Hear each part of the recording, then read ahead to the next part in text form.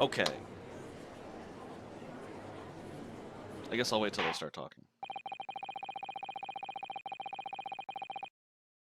Alright.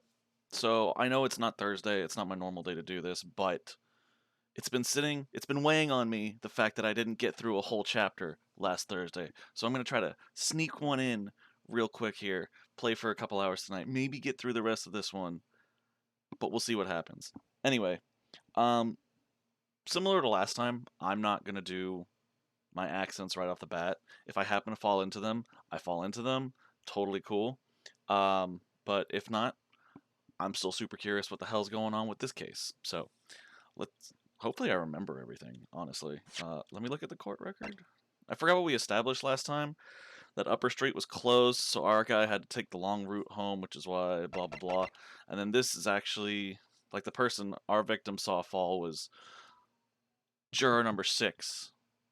And this was on a different road, and then we discovered the book that somehow she was clutching, even though it was thrown out of a second story, third story window.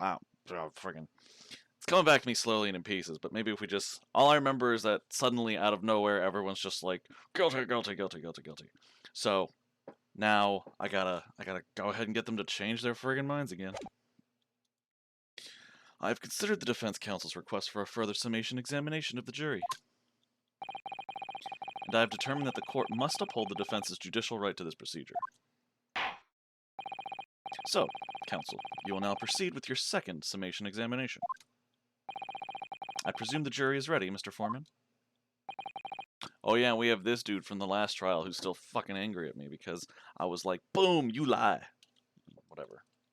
I obviously this is 1800s England, so I didn't put it quite as eloquently as that, but that's the summary. We are, my lord. Very good. In that case, I must ask each of you now to state clearly and concisely for the court the grounds on which you find the defendant guilty of this crime.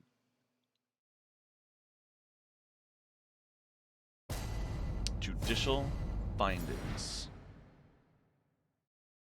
Oh yeah, and there's Mrs. Garrideb. That was it. Wow, I remembered it much faster this time around. Anyway, the accused left behind evidence at the scene, didn't he? Those 3 books of his. If there was some novel, alternative explanation about how the victim was stabbed, I might reconsider. Even if the woman was throwing books, it can't be related to this crime if the window was closed, can it? Dearie me, it was only a little book, hardly life-threatening even with a direct hit. Look, I just want to get this over with. If I don't bring home some pay tonight, I'll be in a tidy bit of trouble. Come to think of it, we had a fire at home a while ago. It gave me the sneezes. How does that make him guilty? You had a fire at your own house, so this guy's... I know these games have to stretch sometimes, but even that was like, really? Anyway. Yes, considerably more tangible arguments from all members of the jury this time around. It's, oh, you shut your face, Judge. Number 6 has no idea where he's even at. With one notable exception for... Please tell me it's 6. My learned student friend was unable to find fault in the previous witness testimony. So the court must accept the fact that it was indeed the accused seen fleeing from the scene. And moreover... no one else was even at the scene to commit the crime.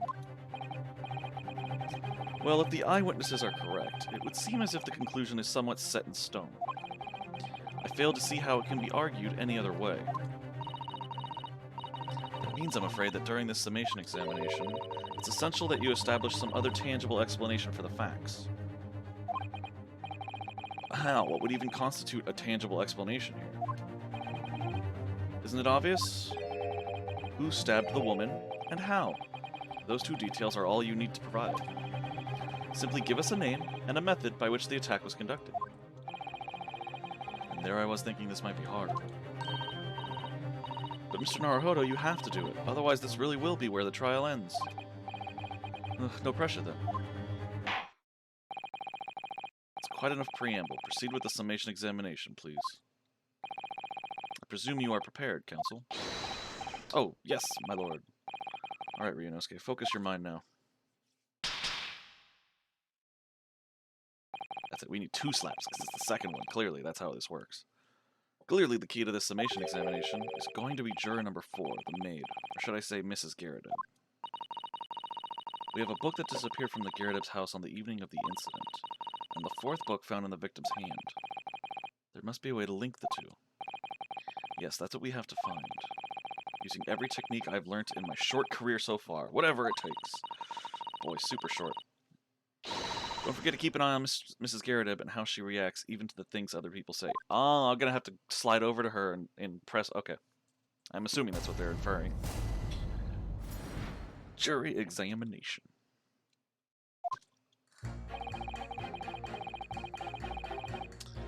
Alright, I know. You're so fucking grumpy at me, aren't you? Well, you know what? Tell me more anyway. Hold it! But as we now know, there were 4 books, not 3. Well, what difference does it make? Is it gonna, like, pop up something for me if that's... Okay. Anyway. There's every possibility that the 4th book, in fact, belongs to the defendant's landlord. Yes, that's the part I have a problem with. Sorry? Well, at the point the woman was stabbed, this landlord fellow was at home, wasn't he? Enjoying a fiery scrap with his wife or something, you said. It's not exactly how I put it, no. Well, anyway, the point is, the fellow and his wife were somewhere else when it happened. I think that's what you call a strong alibi. So it couldn't have been the landlord who did it, which only leaves the Nipponese fellow. Honestly, I can't see what all this palaver's about. It's a done deal, isn't it? I suppose it is, since I have nothing witty left to say. Okay, let's move on to Betty Boop here. Hold it! So, you might be willing to change your decision. Oh my, such delight on your face, but I'm afraid I shan't be swayed by emotion. Despite what you may think of me, I'm a very modern, metropolitan, and rational woman. Despite what I may think of you? Well, you're not doing so great so far, lady. That's great. If one reads the morning papers, it's all forgotten by tea time, isn't it? So why read them in the first place? Oh my god, so you're not actually well read. Got it. You see, modern, metropolitan, and rational thinking, wouldn't you say? Oh my god, no. And not at all extreme. As I see it, an overwhelmingly suspicious Japanese man has been implicated by overwhelmingly strong testimony. So despite 1 or 2 minor puzzlements, I do declare that the man is overwhelmingly guilty. Modern, metropolitan, and rational logic, wouldn't you say? No. Overwhelmingly. But us modern gals are always delighted to embrace new fads, you know. So I'd be only too happy to consider an exciting new theory if you could come up with one.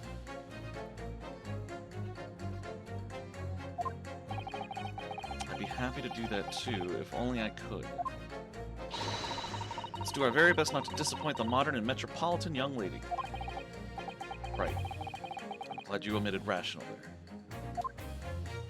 See, at least Ryunosuke has a great internal monologue.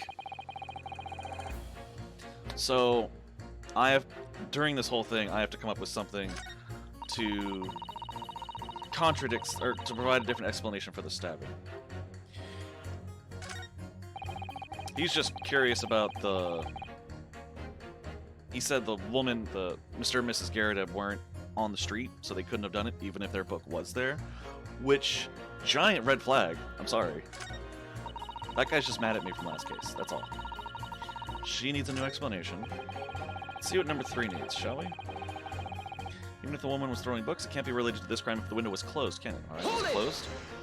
But what about the possibility that the window was open? What about it? I mean, there's just no way it could have been. How can you be so sure? The prosecutor fellow over there said it earlier, didn't he? Winters in London are no joke. You don't want to invite that sort of cold indoors. So no, that window wasn't open. Us Londoners like sitting by the fire and staying warm, see? But you couldn't categorically state that the window wasn't open, could you? It just wasn't. They wouldn't have opened it. There was a fire in their house. Of course they opened it. Then what's the point in even having windows, huh? Counsel, you will kindly refrain from childish bickering. Oh, sorry. Somehow I need to show there's an undeniable possibility that the window was open. Because this young man isn't going to budge otherwise. Okay, so if I can't get anything from the other jurors, I might present to him the burned book, which proves that there was a fire in their apartment, and they could have reasonably opened the window for that.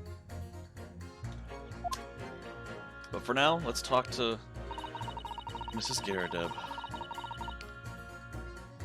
Dearie me, it was only a little book, hardly life-threatening, even with a direct hit. Hold it! But the little book was on fire at the time, was it not? With flames of love, I'll have you know. There's really no such thing as a loving incendiary bomb. Well, he brought it upon himself. It's playing with fire to betray a fiery love. Sorry, she smacked him. I wanted to see what he was doing. Isn't it? Well, don't you agree? Oh, well, any kind of betrayal is certainly a bad thing, yes. But I think the argument might have arisen out of your misunderstanding, Mrs. Garrideb. Never you mind that. The point is we were just having a jovial little dispute, nothing more. Why do you keep hitting him? Leave him alone. I won't have any more of these suggestions that it was anything whatsoever to do with this crime. Right. Well, we'll see about that. What about juror number 5? He doesn't seem to be turning a hair at Mrs. Garrideb's relentless onslaughts. It's almost as though he's used to it. What a gentle soul he is. Yeah, or he just has a rocky house life. Look, I just want to get this over with if I don't bring home pay. Okay, no, I'm gonna need you to elaborate more on that. You just want to get this over with. How can you sit there and say something like that? A man's future is at stake here. Well, him and me both then, like I said before. What? I told you already, I'm a day laborer, aren't I? If I don't bring home some Reddies with me tonight, you'll find me floating face down in the Thames tomorrow. What? You heard me. My missus isn't one to mess about, you know. She can be fierce, believe you me. Another shining example of marital bliss, then. Wow, I said that horribly, but whatever. A situation like this cropped up the other day. It was, well, do you know, it's funny, but I can't quite remember. Sorry? It was too frightening, that's the thing. I must have blocked it out. Helpful. I wonder if Mr. Beat will ever be dragged into the Thames by his scarf. Don't even go there, Mr. South. There must be some way to jog his memory about this. Come to think of it, we had a fire at home a while ago. It gave me the sneezes. I gave him the sneezes. What a silly old man. Hold it! If only he wasn't one of my obstacles. Does that have anything to do with your decision about the defendant's culpability in this case? Sorry? What's that? You'll have to speak up, lad. Could you tell us more about that fire? It was last winter. My grandchildren baked me a lovely cake on my birthday. It had 75 candles on the top, it did. What a sight to behold it was. 75 fucking candles, Jesus! No wonder they invented just the 7 and the 5. You put candles on a cake? Was it some kind of devil worship? Oh. Of course not. It was an angel cake, to celebrate my birthday, obviously. It seems that's a common custom here in Great Britain, Mr. Naruhodo. Anyway, I mustered all my puff to blow them out. Only I must have blown wrong somehow. The flames didn't go out, but candles went flying all over the room. The furniture caught and everything went up. The whole place filled with smoke. Definitely sounds like devil worship to me. And by the sneezes, I presume you mean a cold. But how did you catch a cold from a fire? This dude's the one that's gonna give me what I need. What a fiasco it was. The grandchildren, bless them, threw water over me as they tried to put out the flames. And then, because the whole room had filled up with smoke, of course, we had to open all the windows to clear it. The windows. The biting winter air rushed over me like the devil dancing on my grave, it did. I caught a terrible cold from it. It put me in hospital for a while. I won't forget that birthday in a hurry. I knew it was devil worship all along. Something about this old man's story is playing on my mind for some reason. Yeah, you want to match it up with number 3? You need to demonstrate who, apart from Mr. Natsume, could have attacked the young woman on the street, as well as how he or she could have done it. Yes, but once again, the jurors' statements are full of personal prejudice. A lot of them seem convinced they're right, even in the face of logical arguments to the contrary. I think you're going to need to pit them against each other to force them to accept an alternative explanation. Yes. I don't necessarily need to find contradictions between their assertions, just a connection might do the trick. Alright, I'll see what I can do. If anything stands out, I'll go in for a strike. That's the spirit. Alright, I know which two I want to do, but I'm definitely going to save it first. Because I like to make sure that I don't have to restart this all if I get it wrong. Which is likely, because I'm not the smartest.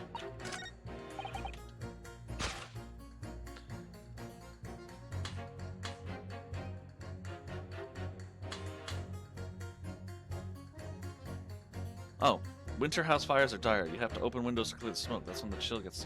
So, hopefully this will do it. Objection! Oh, it did. Yeah. These two juror statements clearly contradict one another. They do? How exactly, counsel? Don't point at me again. I told you it wasn't me. Hmm? What's that you say? Speak up, lad. Speak up. Juror number 3. Do you see? Oh, me? See what, sir? Did you hear juror number 6's account of his birthday celebrations last year? It seems, despite being a Londoner, he once opened his windows in the middle of winter. Well, yes, of course, because it was an emergency. I mean, obviously, if the room was filled with smoke from a fire, then you'd be mad not to open the... Oh. Exactly. On the day in question, at the time of the incident, there was a fire in the Garrideb household, and Mr. Garrideb had the following to say about it. The whole place filled with smoke. Oh, my. Oh dear, do you have something you want to say? Excuse me. Juror number 4, do you have something to say about that? Miss Garrideb. Oh dearie me. What is the meaning of this? How dare you imply that I'm hiding who I really am? It's imperative that you confirm something for the court. So please, it's time to drop the pretense now. What is it? When the fire started in your house that day, did you or your husband open the window? What? I beg your pardon? What are you insinuating? The room would have been thick with smoke after the carpet and bookcase caught fire as they did. In a situation like that, it's inconceivable that you wouldn't have opened the window. And what if we did? All right then. Yes, you're right. My husband was frantically trying to open the window, which can't have been easy since I continued to give him a justly deserved book battering. Even though your house was on fire? Oh, you never stop throwing until the anger subsides. It would be terribly bad for the nerves to do so otherwise. Of course, I should have realized. That's a significant step forward, Mr. Naruhodo. You've managed to establish that the window was open. We simply must have that added to Mr. Garrideb's formal statement.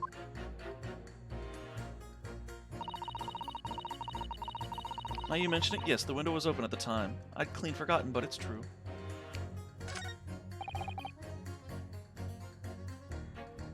Okay, so he's kind of leaning towards my side. She's admitting that it was open. And what's the old man saying now? Oh, just repeating himself. So should I press her again? Alright, let's have her tell us more, I guess. I don't know. The 4th book found at the scene of the crime shows very obvious signs of fire damage. And the title of the book is The Lion's Pride. The same title, in fact, as the book that Mr. Garrideb told us he had been reading. Well, I really couldn't say. On the day in question, did you or did you not throw at your husband the copy of The Lion's Pride that he had been reading? I did. It was the first thing I could lay my hands on, so I hurled it straight at him. And now you come to mention it, yes.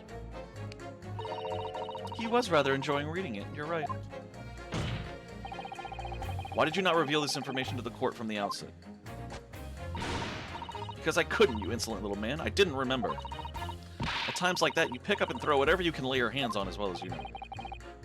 I really don't. Oh, boy.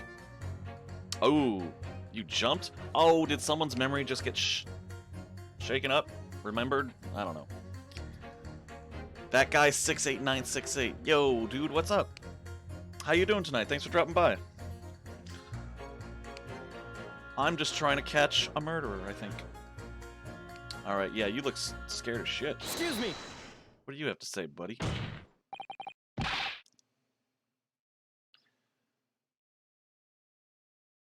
AA versus PL moment?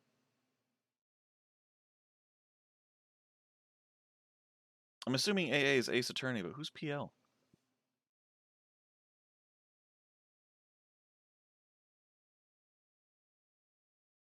Ah, Professor Layton. Okay. I still need to try that one. I know. Have they ported that yet, or would I still have to like get the Japanese version and get it translated? Because I do want to play, you know, Phoenix Wright and Professor Layton at some point. Although I heard it's not as good as like just the regular Phoenix Wright games, but it still looked interesting at least. They did? Okay. Sorry, I've been very behind on my ported games, let's say. They're wrong, big wrong. So you think it's really good in comparison? Like, I don't know. I don't want to say it's like fantastic, but hey, if it's on the same level, I will definitely do that one next. What is it, juror number 5? You know something? I've remembered what it was. That memory I'd blocked out. Ah. It was listening to what this granny was saying. Brought it all flooding back. Who are you calling a granny, you cheeky devil? I'm Mrs. Garrett or the maid, I'll have you know. I like how... Okay. Or the maid. So she's either the wife or the maid, but, you know, take your pick. AAVPO is a really good game that shook Ace Attorney to the core. Really? In fact, multiple witnesses' testimony examination is lifted straight from AA versus PL. The plot is really good, too. Well, damn. That is some high praise. Shook it to the core. And the multiple witness testimony thing, like I'm doing right now, well, this is the jury, I know, but I know some of the previous cases had multiple witnesses on the stand. That's where they first did it. Okay, I'll have to check that one out then. Are the puzzles, like, I heard there's like the trial sections with Phoenix and the puzzle sections with Layton. Are the puzzle sections any good though? Or are they like simplistic puzzles that are kind of easy to figure out? Although I've never really played a Professor Layton game, honestly. So, well, there's one really annoying puzzle. Well, sometimes these games do have that one annoying moment.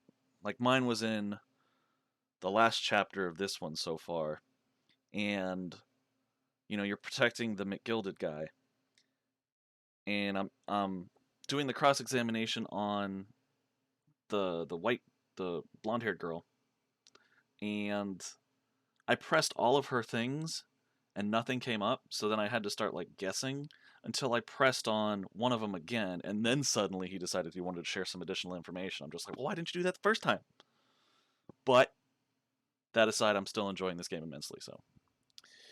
The bread puzzle is taking me forever. I'm this close to just Googling the solution.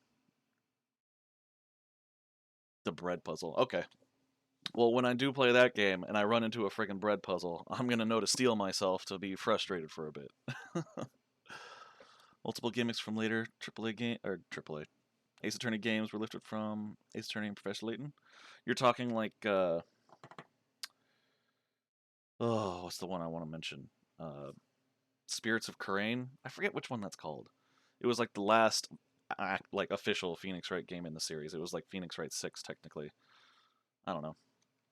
I don't know how the true Phoenix Wright fans like to label it, but the spirit pawn, the spirit pawn from SOJ is from the magic sections with Layton. Okay, that's what I was thinking, because that's the last one that came out, and it was the last kind of like real gimmicky thing that I saw. It was cool though. I enjoyed it. It did make things slightly more interesting. But really, okay. So I do have that to look forward to at least. That's good. Who are you? Oh, I already said that. Fuck. The man doesn't even flinch. Please tell me that's not because he's so used to being hit all the time. It was about 2 weeks ago now. I just got back home after work, like. I put my hand in my pocket for the wages I'd just earned that day, and I nearly died. There was a hole. Every last penny had dropped out. Oh my god, really? There was a hole in your pocket? You're an idiot. Still not sure who's the worst prosecutor, though. Out of all of them? Oh no, that's a tough one. I can't remember the...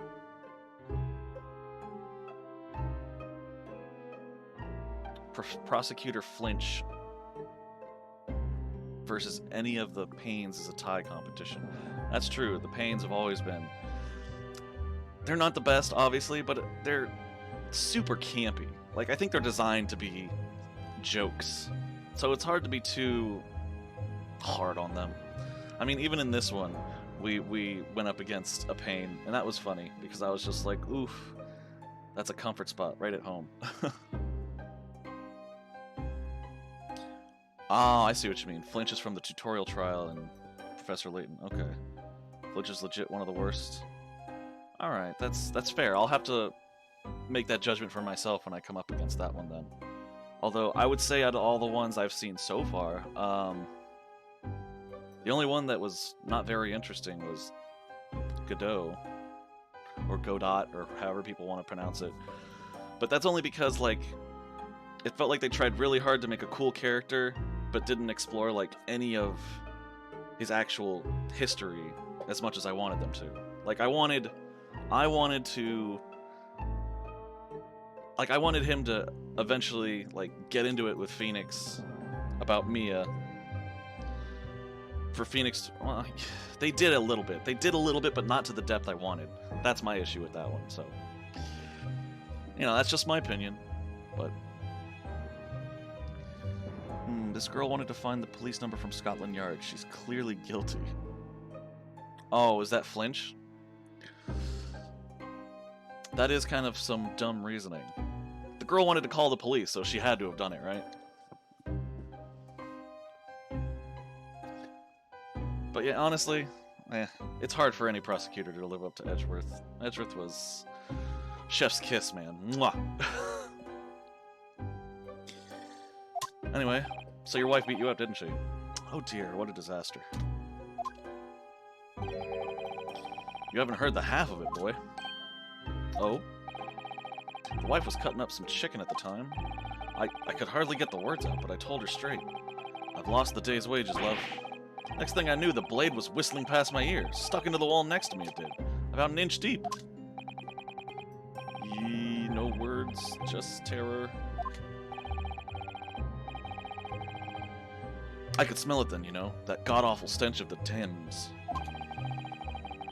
I feel like I keep saying the fucking river's name wrong. It's Thames, right? The Thames River?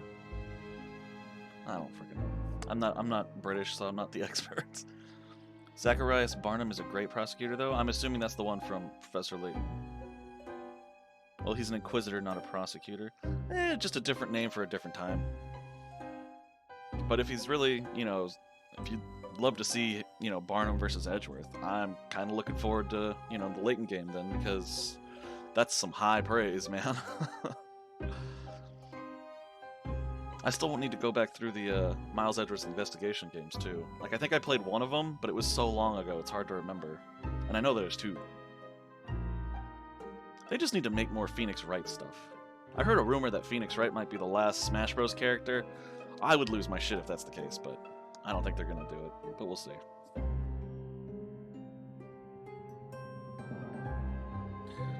Barnum doesn't fuck around. He hits as hard as Mr. Von Karma. Well, slash with a sword, not hit.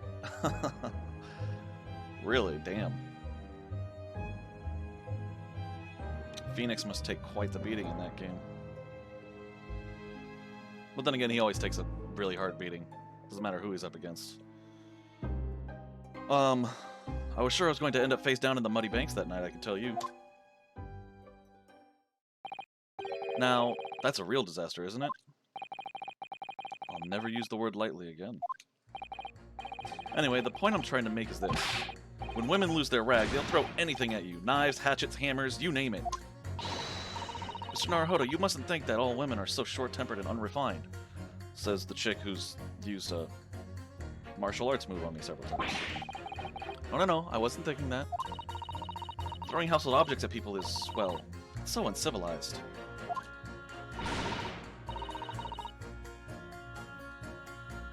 Minor spoiler, Nick loses his memory in the second trial and he thinks he's a baker. Oh, they're gonna do that again? That's kind of funny. It's like how they did the tutorial trial in the second game, right? Where he loses his memory temporarily. It's kind of amusing. I legit want to see Susato's ghost beating Dahlia's ghost in the afterlife. Oh, I'm pretty sure Mia's ghost is supposed to do that.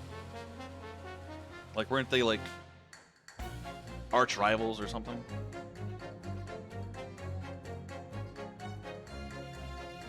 Canonically, Susato is Nick's grandmother. That makes sense. I mean, considering who these two are, yeah, it definitely makes sense. At least attack with honor using a bow or the like. What? Attack? Who are you going to attack? Never mind. Anyway, this man's words could be rather significant, I think. Alright, we'll come back to the bow and arrow thing later, if I dare. Woman in rage will hurl almost anything at you. The kitchen knife really brought that home to me. Wait, quick question. This one had a broken tip, didn't it? I think it did. I just need to keep that in mind. But I'm gonna save real quick, just in case I lose another life. And we're going to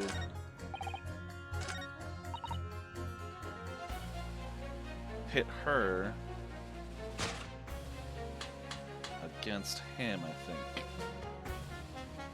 Because she just wants another alternative explanation for how she was stabbed, and this dude is saying a woman pissed off was gonna throw anything, even a kitchen knife. So who's to say this chick didn't throw a knife out the window and just happened to stab her? Anyway, I'm talking about the bitch who tried to get Nick guilty. Oh, I know exactly who you're talking about, but that whole game was kind of like even in the end, Dahlia's ghost was really mad at Mia's ghost, and it was like, even in the afterlife, Mia's gonna take you down. So it just kind of felt like their rivalry was supposed to be Mia against Dahlia, but hell, it'd be cool nonetheless to see Susato show up at some point. Alright, fingers crossed. Objection! Woohoo! Those two statements clearly have a deeply significant connection. Good grief, you mean they don't contradict each other? Explain, counsel, at once. Juror number 2, do you think perhaps this could be one such novel alternative? Oh my, whatever do you mean? An alternative explanation as to how the victim was stabbed in the back. I mean, while Susato was gonna beat the shit out of Dahlia because she tried getting her descendant killed? Possible. Possible. If we went with that, I'm sure Dahlia's gonna have a lot of ghosts coming to hunt her down. Eventually. What are you talking about? We've demonstrated that the fourth book, The Lion's Pride, that was found at the scene of the crime, originated in Mr. Garrett's room on the top floor of his house. Therefore, it's like equally possible that some other object besides the book could have found its way from the Garrett household to the street below. What's that now? After all, Mrs. Garrett could have thrown any number of different objects at her husband. Isn't that right, juror number 4? What are you insinuating now, you little beanpole? I'm beginning to think that ever since the true origins of this book came to light, perhaps she had a feeling this might be what happened.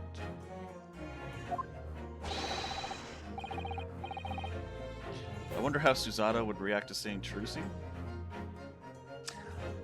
You know what? Considering the kind of person Susato seems to be, I'm sure she loves everyone that Phoenix has, grown close to. He doesn't seem to attract too many evil people unless he's, accidentally representing them. Now listen here, you Eastern Gala. As the foreman of this jury, I demand a straight answer. You give us this yarn about some other object making its way out of the house, but what? What was it?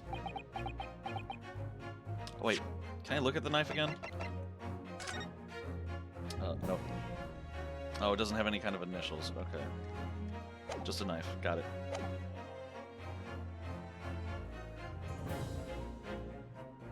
Well, not just that, but Susato would likely lose her shit at her grandson. Why would she lose her shit? I mean, he kind of just adopted Trucy after, you know, shit went down. So, if Susato was watching over Phoenix this whole time, she should know she's not really blood-related, right?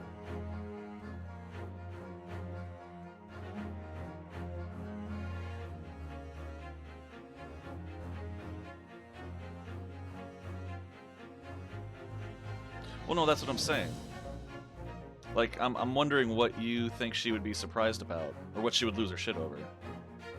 Because Trucy seems like a normal adopted daughter. Well, quote-unquote normal, but, you know. I'm really taking a big gamble here. That was a bold accusation to make, but I haven't any real evidence to back it up. Except there's no blood on the knife, I guess, but I don't know.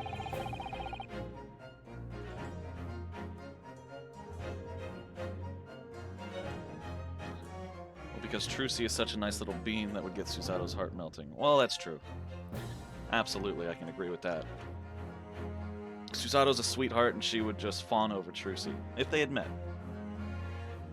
But I'm certain that at the very least this warrants further investigation. Alright, Mr. Foreman, I'll try to explain the defense's theory.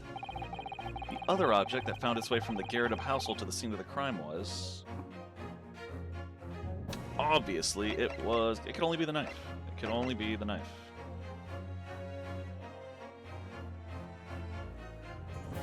I'm just gonna risk it. Take that!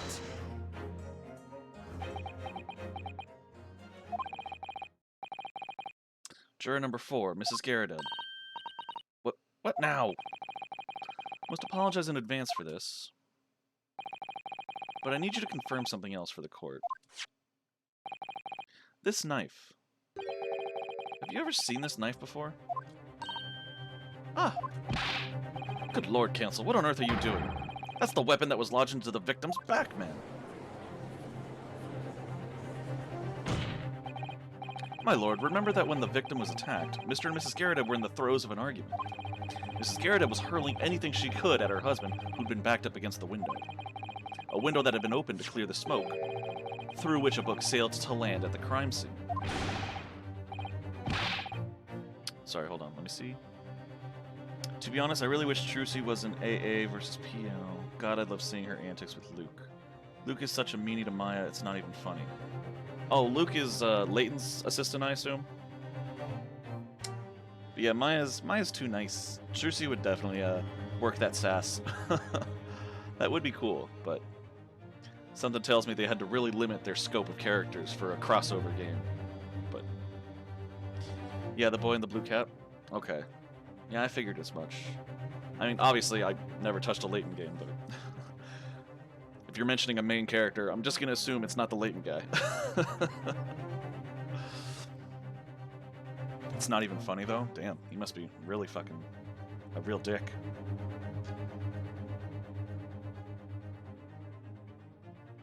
Honestly, I just want a new Phoenix Wright game, honestly. That has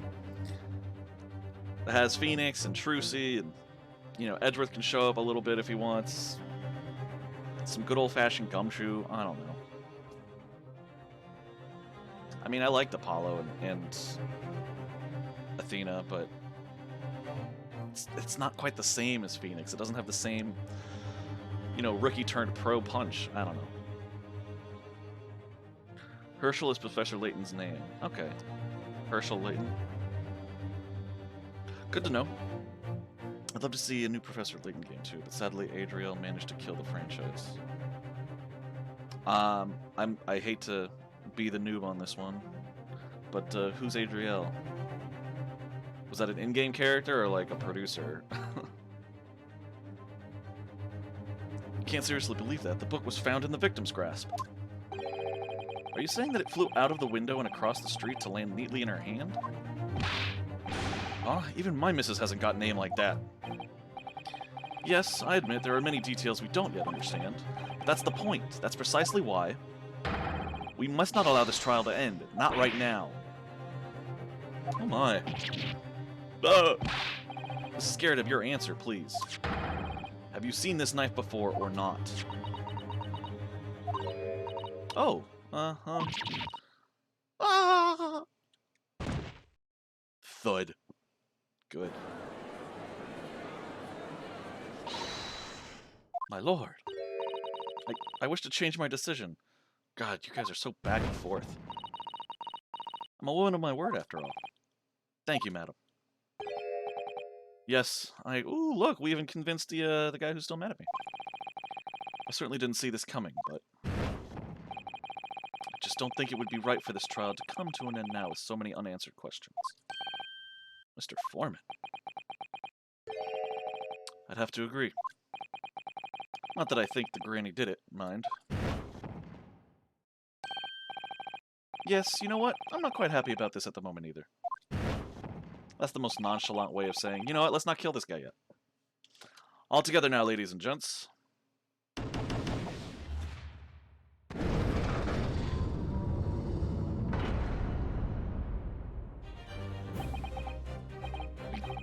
We did it? Congratulations, Mr. Naruhodo. So, as a result of the defense's summation examination, number of jurors' leanings have changed. 2 jurors call guilty against 4 now calling innocent. Accordingly, the opinion of this court is divided. And this trial will continue.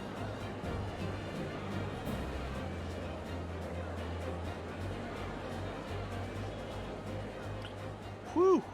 Got out of that tough spot. Anyway.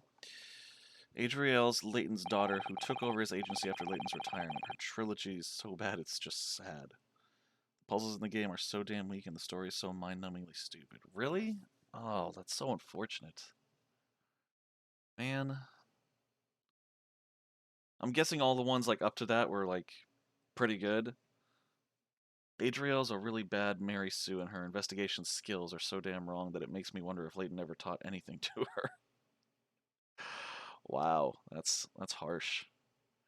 But could be right. I don't know. You're the expert. I'm gonna go ahead and just trust you on that one. Especially if you love all the other Ace Attorneys as much as I do. And thank you for the follow, that guy. I appreciate that. Means a lot. But yeah, if the first few Leighton games are as good as you say, I'll definitely have to check those out. I gotta get my Switch out here and start. If I can get them on Steam, it'd be easier, but I'll figure it out. Now then, Lord Van Zeeks, how does the prosecution wish to proceed?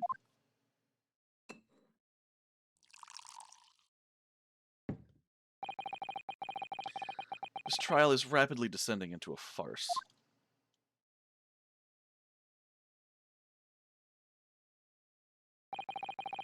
Like a corked wine, the first few sips are bitter enough. But what follows is so repugnant, it's good for nothing save the gutter.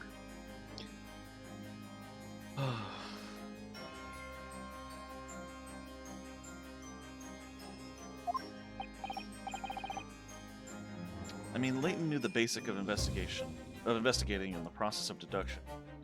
Proof is key. As Miles said, if you don't have any proof, you have nothing. Very true, very true.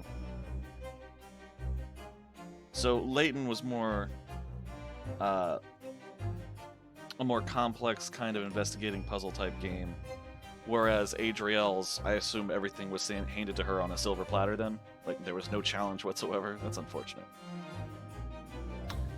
If I may, Lord Van Zeeks, the defense has just put forward a credible alternative explanation for what happened. Credible? Is that your considered opinion, Mr. Ford? The defense's argument is a joke to which I barely know how to respond, but let me start by insisting that you must all familiarize yourselves better with the relative positions of those places being discussed.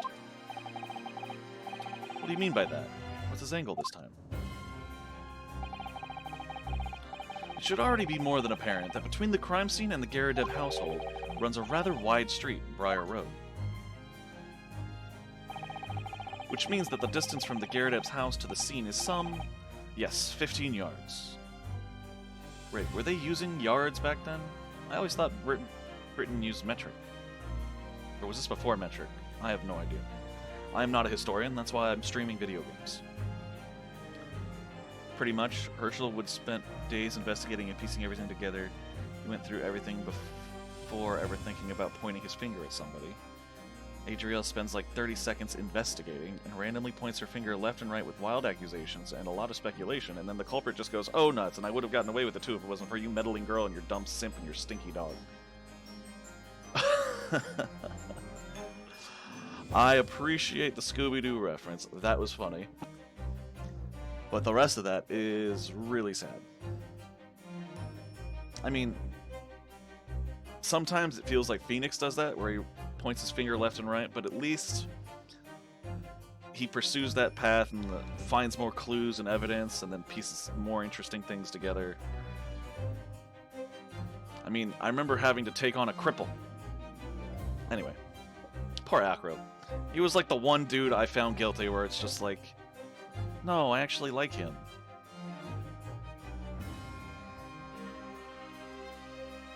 But damn, I'll make sure to skip those ones then. It's like they made Layton games aimed at you know, teenagers, and then suddenly they were just like, what if we made this for children? You know, ages 4 to 7.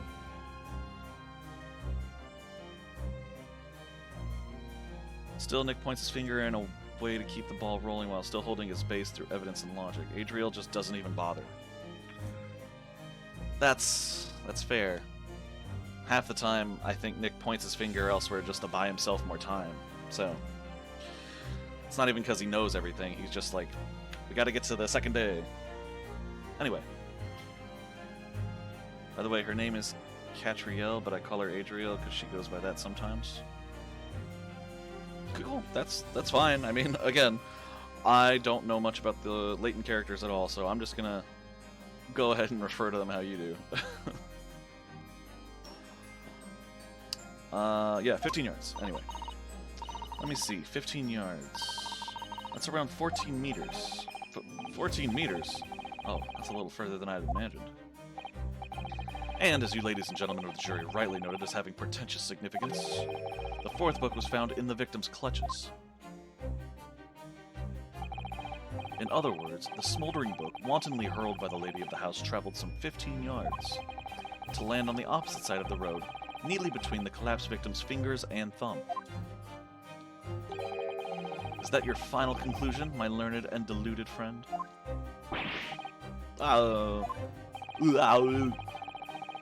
Sorry, when all it says in the text box is just like, like, I don't know how I'm supposed to actually vocalize that. That one just came out as, It is a right, though, so I wouldn't be surprised if that was how it actually sounded, but... Ernest is such a useless simp with literally nothing going for him. Ernest's Adriel's version of Luke. Really? I'm surprised that, like...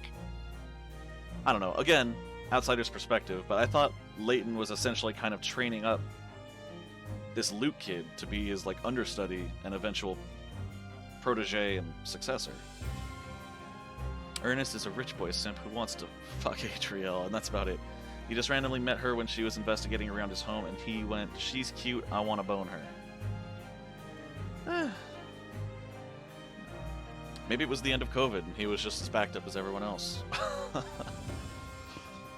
Yeah, that's square on the money. If that's square on the money, then how come Layton didn't, like, leave his agency to Luke then? Or Luke didn't take over? Like, why'd it go to this chick? Or is this, like, a major part of the story that I'm missing? Anyway, and did the jackknife follow a near-identical trajectory to plunge into the middle of the victim's back? This fantasy is somewhat stretching the notion of having a bad day for the victim, I think.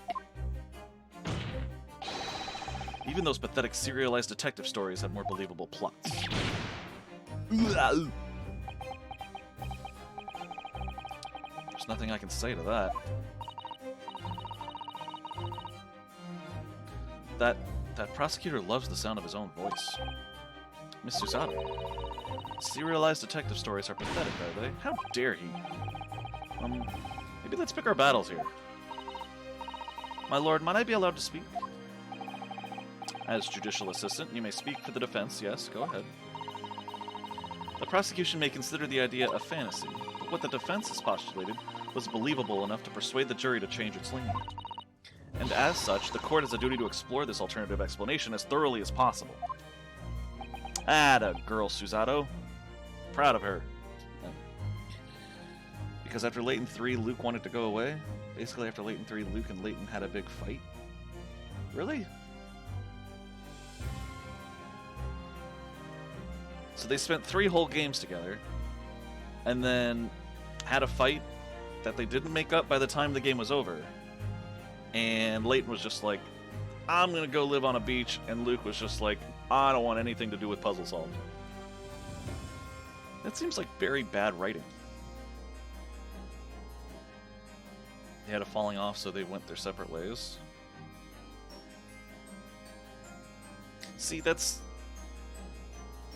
It's not at all? Okay.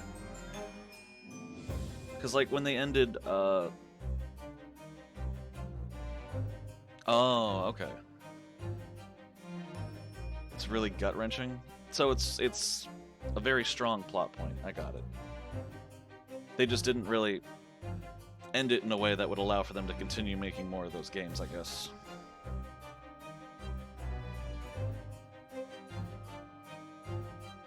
That's unfortunate. What a way to ruin a series. I mean, if the plot's good, the plot's good. Sad plots can be good, but if it's left, you know, with loose ends and they can't make more, that's unfortunate.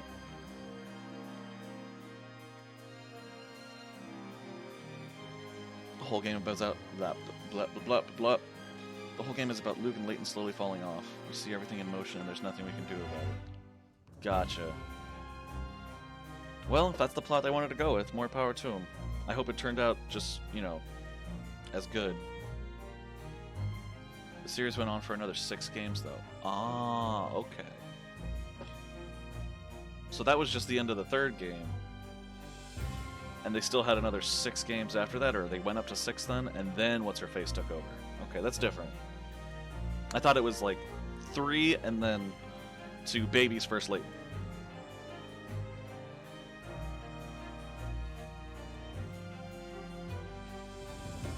Just ended up dying because of the questionable choices. Okay. Now it's all becoming clear to me. Got it. I'll still have to check out the early ones then.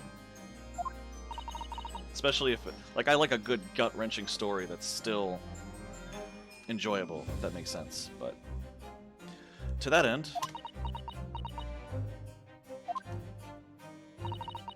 juror number 4, Mrs. Joan Garrigan, must be called to testify and submit to cross-examination. Saints alive! A cross-examination of a juror?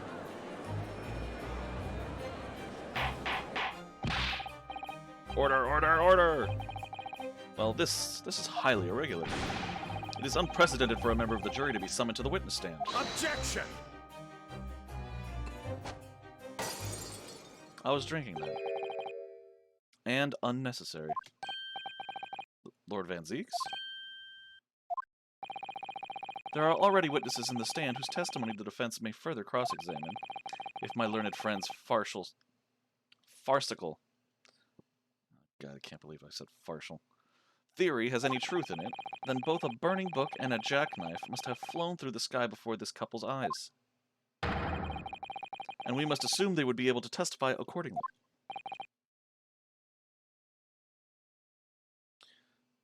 Layton and the Azran Legacy is a really good game, and sadly it's the last game we're getting.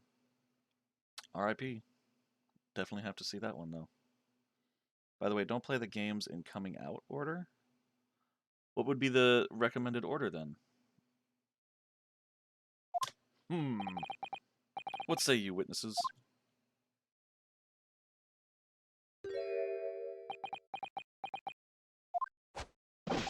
Yes, sir. Constable Raleigh beat reporting for duty, sir. Well, good morning, officer. Sorry for dozing until now, sir. Haven't slept for a month on account of a villain who's appeared on my beat, sir. Oh, they are so heroic, these London bobbies. Patricia, my darling, I've been neglecting you, but no more. Oh, Rolly, my hero, you make me swoon. Very well, I hereby reject the defense's request. Oh. And order the witnesses in the stand to testify again. State forthwith before the court any details pertaining to the defense's alternative explanation of events. Yes, sir!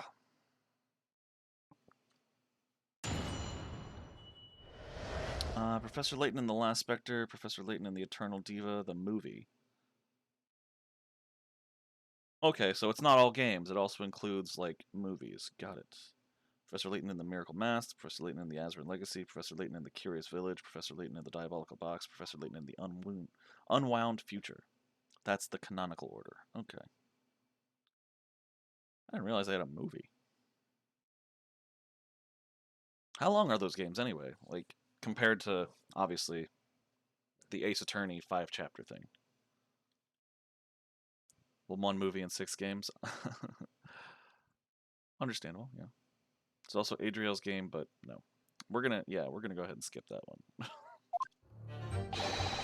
This case has nothing to do with Mr. and Mrs. Garrett. Believe me, a London Bobby is good for his word. You see, Sa, the windows on the top floor of the Garrett house are top-hinged casements. Obviously, if anything had been thrown out of the window, we would have seen it. I did leave the scene to go and fetch help, but my trusty Rolly was there to make sure nothing was disturbed. You mean the dude that you found asleep? I didn't take my eye off the crime scene for 1 moment, Sa. Nothing strange to report on that front, Sa. Again, this is the dude she came back to that was asleep in the snow. But anyway. Topped hinge casement windows. What's so important about those? Well, this is quite startling. That detail was not in the police report, Constable. Ah, yes, I'm sorry about that. I must have been a little drowsy. You cannot excuse your sins with drowsiness every time, Constable. No, sir! Sorry, but... what exactly is a top-hinged casement window? And you... you cannot excuse your ignorance with such trite remarks, my learned friend. Of course. Sorry. I found it, Mr. Naruhodo. Cast your mind back to the windows in Mr. and Mrs. Garrett's room. Okay, alright, I'll try. So the window opens in order to allow air to circulate inside the house. But it's a top-hinged casement window. It swings open along the upper edge, you see. Alright, cool. I'm glad you've rectified your ignorance. A casement window's most prominent feature is its stay, a metal bar which prevents the window from being opened beyond a certain amount. It prevents it opening? This is all news to me. Absolutely correct, sir. In other words, if a book or knife were to have been thrown through the open window, it would have clattered against the pane and fallen straight down to the pavement below. No. Anyway, each chapter is around an hour or an hour and a half. Each is around 9 chapters long, around 7 to 9. Okay. So, like a good 9 hours approximately. 9 to 10. That's a decent amount. Not bad. AAVPL set in between Ace Attorney Trials and Tribulations and Professor Layton in the Diabolical Box. Trials and Tribulations was the 3rd one, right? I get those 2 names mixed up for some reason. I always get Justice for All and TNT so confused for some. I have no idea why.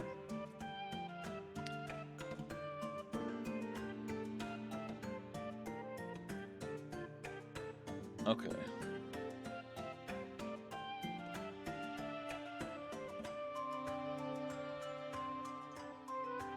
Okay, cool. So after the whole Godot thing, Godot, however you want to pronounce it, that's when he flies to England or whatever. Obviously, you don't have to tell me about the plot. I know there's a time difference, which I'm sure they explain, but just between AA3 and Apollo Justice. Got it. Noted.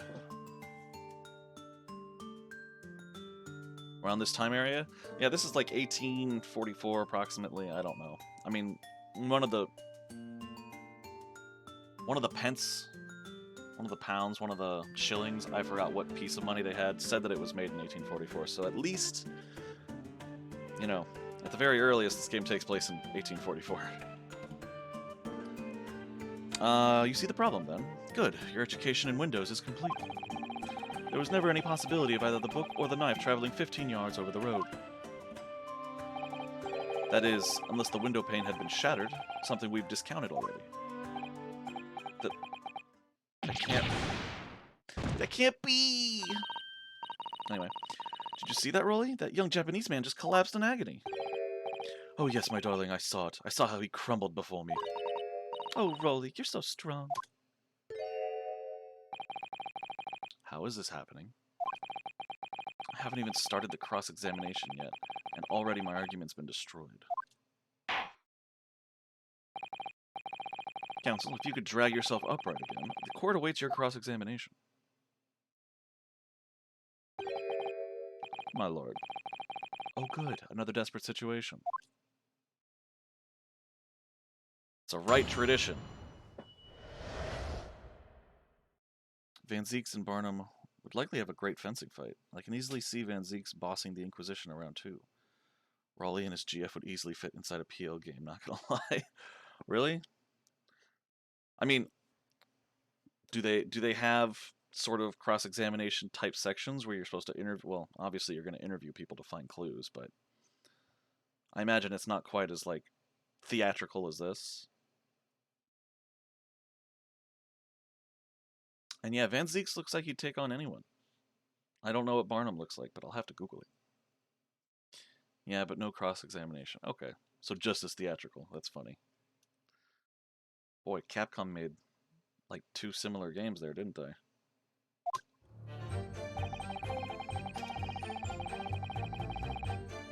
Alright, so first things first. Press everything. How can you say that for certain? A very good question, Saw. And the answer is this. It has the noble founding principles of the Force written on it as a reminder to all us policemen of our sworn duty. He showed us that before, didn't he? Did he? Can't say I remember. To patrol the streets of London town and uphold the peace of the common man, it's what the job's all about. That's why I can stand here today beside my long-suffering wife and tell you what Bobby's good for his word, while rubbing my tired eyes admittedly. Saw! Oh, Rolly, you're so manly. Of course I am, my darling Patricia. Oh, Pat. Oh, Rolly. Alright, enough of that. Can we move on, please? No, none of this is what I meant. I meant, how can you say for certain that this case has nothing to do with Mr. and Mrs. Garrett? Ah, I see, Saw. You should have said so earlier, Saw. Yes, well, so could you answer the question? That was a waste of time, then. Absolutely, Saw. I will answer it to the fullest of my ability, Saw. There's a surprising reason why Mr. and Mrs. Garrett's domestic dispute can't be related to this case. But before I get into that, Saw, just one thing. Yes? I'd very much like you and all your countrymen to understand the great British institution of Scotland Yard. So I hope you'll take back some tales of us London bobbies and how we uphold our guiding principles. I wasn't planning on going back just yet. I've only just arrived here. So to that end, Saw, I'd be happy to lend you my warrant card for your perusal. But I must warn you, you won't be able to get through it without shedding a few tears. Thank you. I'll try. Ooh, more evidence. Guess what I'm looking at next. Here's the man. I feel like you tried to tap something 3 times. Or tried to spell something out twice. I apologize. I didn't realize I had sensors on. Oh, it's links? Oh, don't worry about the links. I like to keep those off just for the bots, but I'll look up Barnum once I'm done with this. I can easily see Polly being yelled at by Inspector Chelmy. Oh, is that a latent inspector? I mean, He can be yelled at by any kind of detective with, you know, sleeping on the job like that. Alright.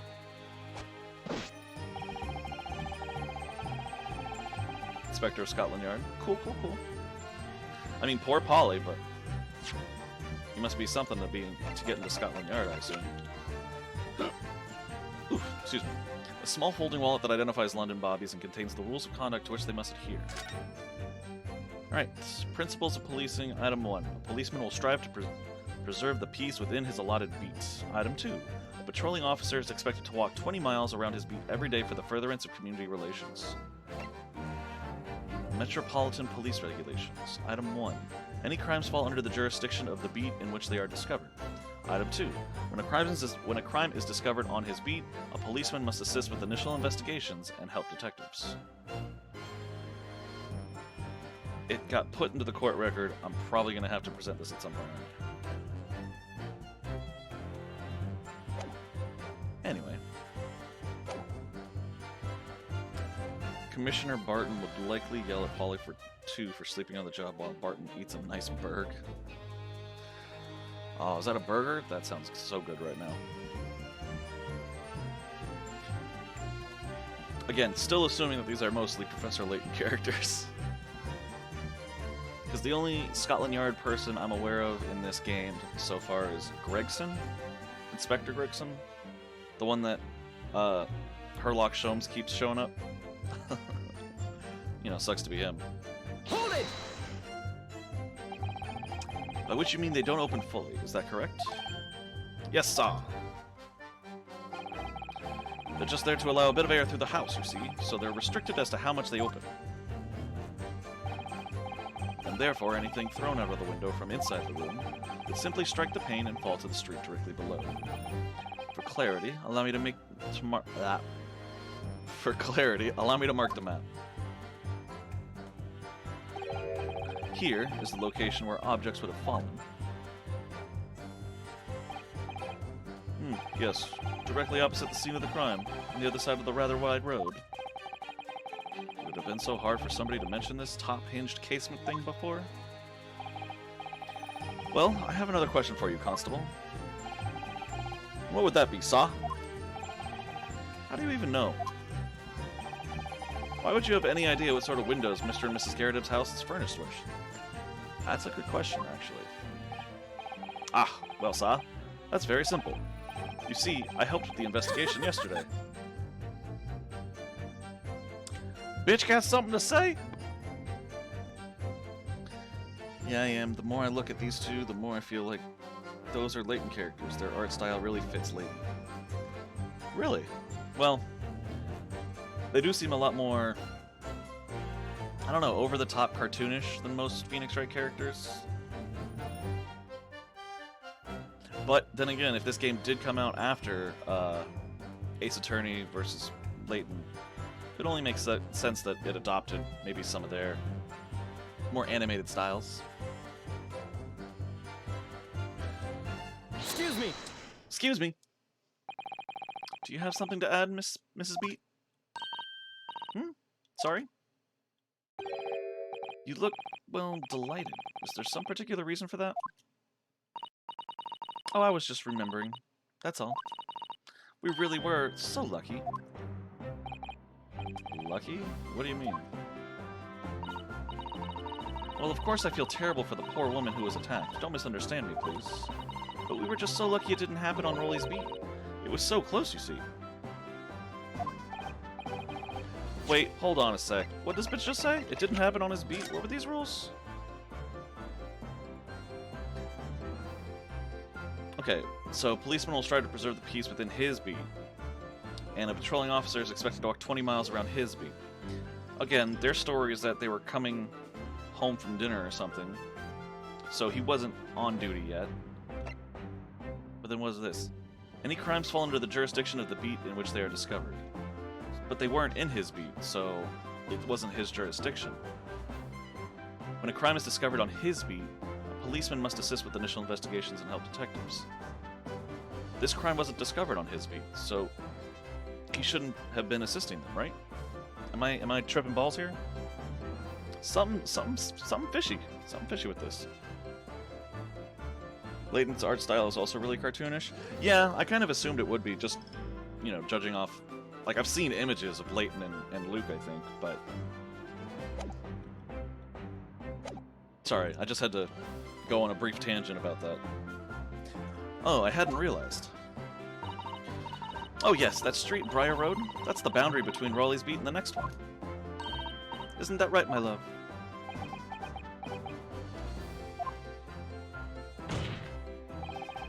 Constable Beat.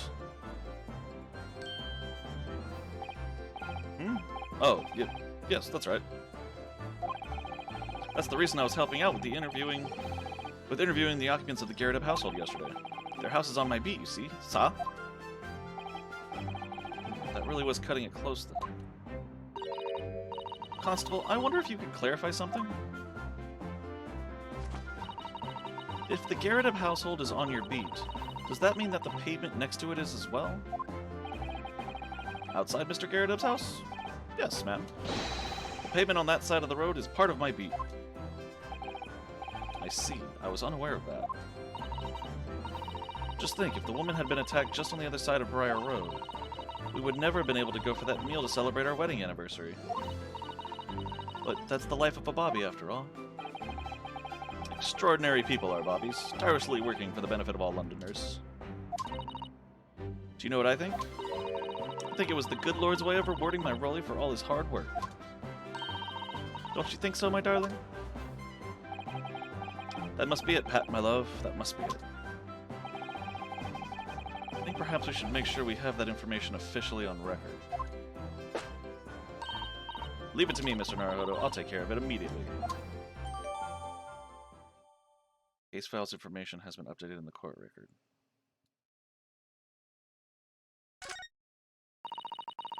Sorry. Okay. And now it's my turn, I think.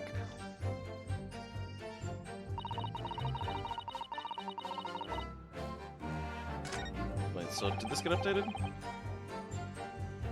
Okay, no. Now let's keep pressing on everything, because we still have just 5 points. Hold it! But that last part was sketchy AF, man. But according to my notes here, the sun had gone down already and it was dark. Oh, but Raleigh and I were strolling along, gazing at the night sky and looking for our lucky star. Sorry? The star that will guide us to eternal happiness. Can't it guide you to answer the question? If a flaming book had cut across the sky in front of us, it would have lit up like a shooting star. And if I'd seen a shooting star, I would have made a wish upon it. That Rolly be an inspector, I would have said. 3 times at least. Of course, what with the smog and everything, we couldn't actually see any stars. In short, are you trying to say that neither a book nor a knife crossed the sky before you? Yes, sir. That is correct, sir. As sure as the night sky in London is starless, sir. It certainly seems like they're telling the truth. And then we saw the poor woman fall to the ground, so we ran straight over to help her.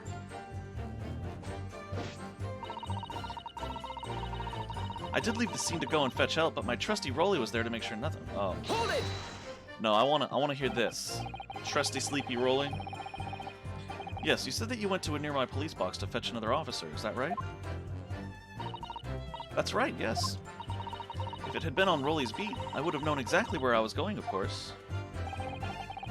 Don't feel bad, my love. You can't be expected to know the location of every police box on every beat. So Rolly told me the way, only I sort of got a little lost on the way.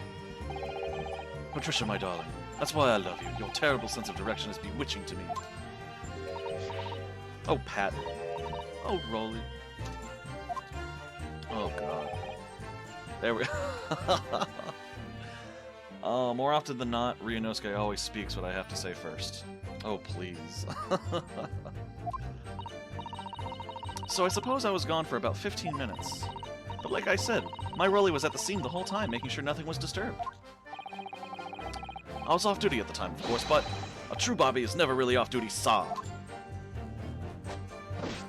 I didn't take my eye off the crime scene for one moment. Okay, you know what? I don't believe that. Hold it! Oh, shit.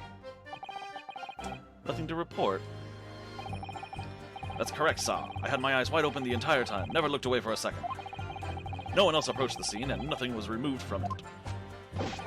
I can swear to that on the yard's honor, sir. Really, that seems a little strange. Beg your pardon, sir? Strange, sir? Seems altogether regular to me. This burnt copy of the Lion's Pride was originally in the Garrett household, so the question remains, how did it find its way into the hand of the victim? Can you shed any light on that, seeing as you were at the scene of the crime the entire time?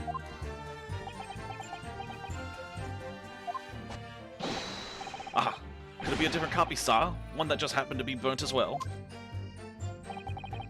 Even if that were possible, why would the victim have been gripping a book like that in her hand? As we can see from this photographic print, she had a bag over her shoulder. Well, sir, that book was in the lady's hand from the moment we arrived at the scene. Is that so? There's something about this statement that's not sitting right with me. The two mysteries of how that knife ended up in her back and how that book ended up in her hand. There must be some common thread between them. Can I ask you something? Please, Mr. Lawyer, sir? You know what pains me the most? Catriel could have easily been a great character on the same level as Athena IMO. Well, I didn't mean for my voice to crack. I'm too old for that crap. Athena was a good character. I enjoyed her a bit. Although, for some reason, it felt like her story was a little forced. But don't get me wrong, I still enjoyed the crap out of the game. Dual Destinies. But I don't know.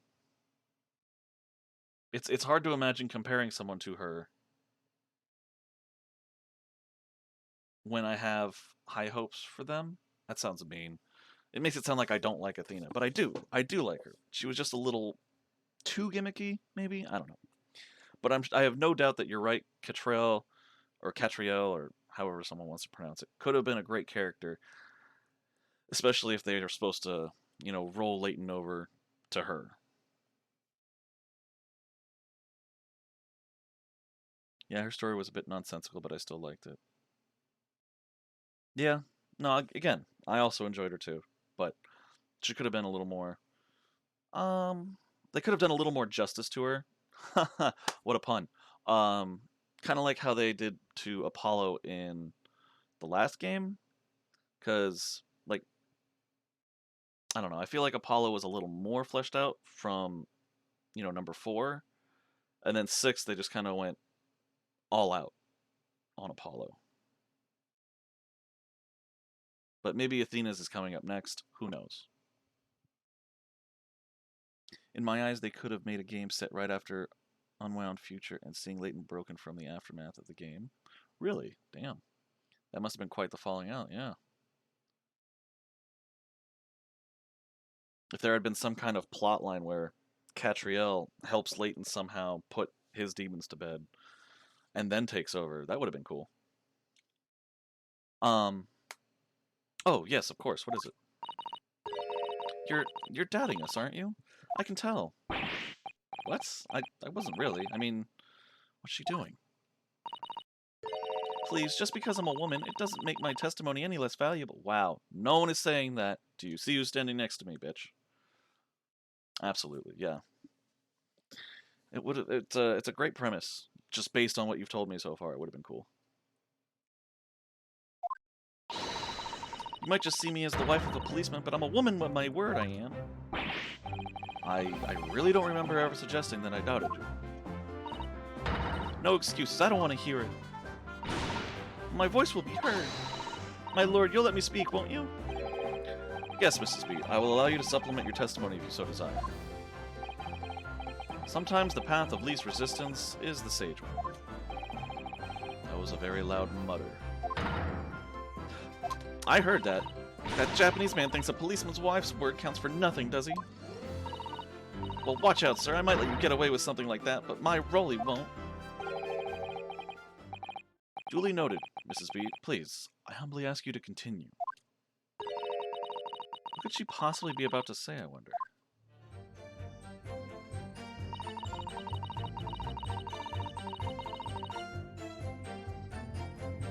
Wait. Okay. So this is the new one.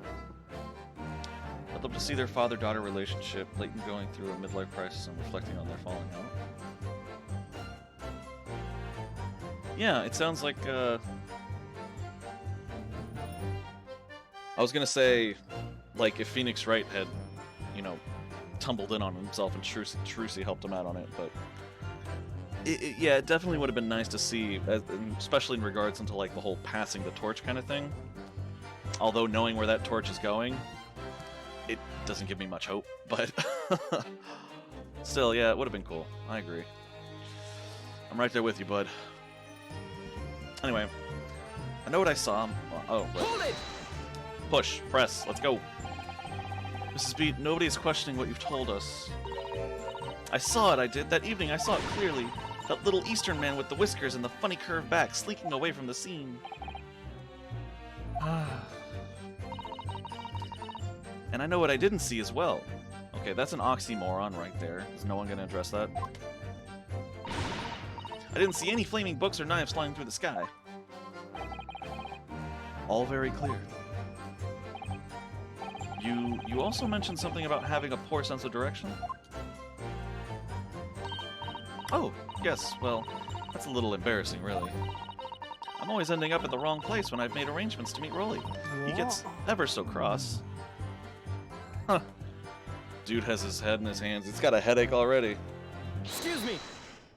Excuse me, Rolly. Please, do tell me what's the matter. Constable Beat, is there a problem?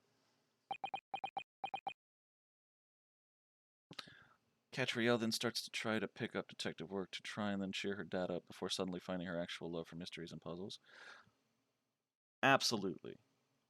Absolutely. That's like, helps him put his demons to bed, takes over the business, and then kind of starts out a rookie again, you know? That would have been cool. I agree with that.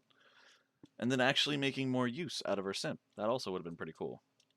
You know, instead of being a simp, he could be like an actual assistant, kind of like Maya, or Trucy herself, or Susato, except, you know, a dude. I assume he's a dude. Anyway, Rolly, what do you got to say? Yeah, no, sir, no problem, sir. Did your wife's remark just now bring something to mind, perhaps? Oh, well, in a way, sir, yes, sir. I was just remembering that the same thing happened that evening, is all. Hmm? You mean Mrs. Beat lost her way on the night of the incident? Well, you see, I sent her off to find a police box in the next beat over from mine. But she was gone a fair bit longer than what I was expecting. I thought she'd be back inside in 10 minutes, but my darling was gone a good 15. Oh, Rolly, you're such a tease. But the reason I was so long was because of the bouquet, silly. The bouquet? Sorry, what bouquet are you talking about? Oh, it was a present for our wedding anniversary. Rolly's so romantic. He saved up for it with farthings and oh, it's supposed to be like haypennies, but happenings. And happenings he found in the gutter while doing his rounds. Oh, $10, I know who that money belonged to. Good old juror number 5. Yes, how romantic. I'd forgotten all about it until just now. Had you, my darling? Ah! Oh, yes. But that was just between us. No talking about it to anyone else, darling. You have to promise. Really? Oh. What was that all about? Constable Beat looked very obviously troubled during that exchange. I'm afraid I can't offer any useful insight, Mr. Naruhodo. But I'm quite sure of one thing. We have to ask Mrs. Beat about the bouquet. Mrs. Beat, this bouquet you just mentioned. I'd like you to add details about it to your testimony, please. Oh, really? Yes, I'd love to. You know, to Van Zeek's credit, he is not interrupting Ryunosuke very much at all. So, he gets a few respect points there. Yeah, make Ernest more of a character and less of a simp joke. I just remembered I'm not allowed to say that word. I'm gonna have to quiet down on that one. But, giving him a little more depth wouldn't hurt, I'll say that. How about make Ernest's whole life be at stake when they first met? Adriel, as she was still a big rookie, and with the help of her dad, she managed to... That would be cool. That'd be a great way to introduce a big character. Oh, it's not... Oh. Oh, cool. More I know, but may as well get in the habit of not saying it now. But, what was I gonna say? It's gonna sound similar to, like, what is it? The second Phoenix Wright case where he has to protect Maya. Kind of like that.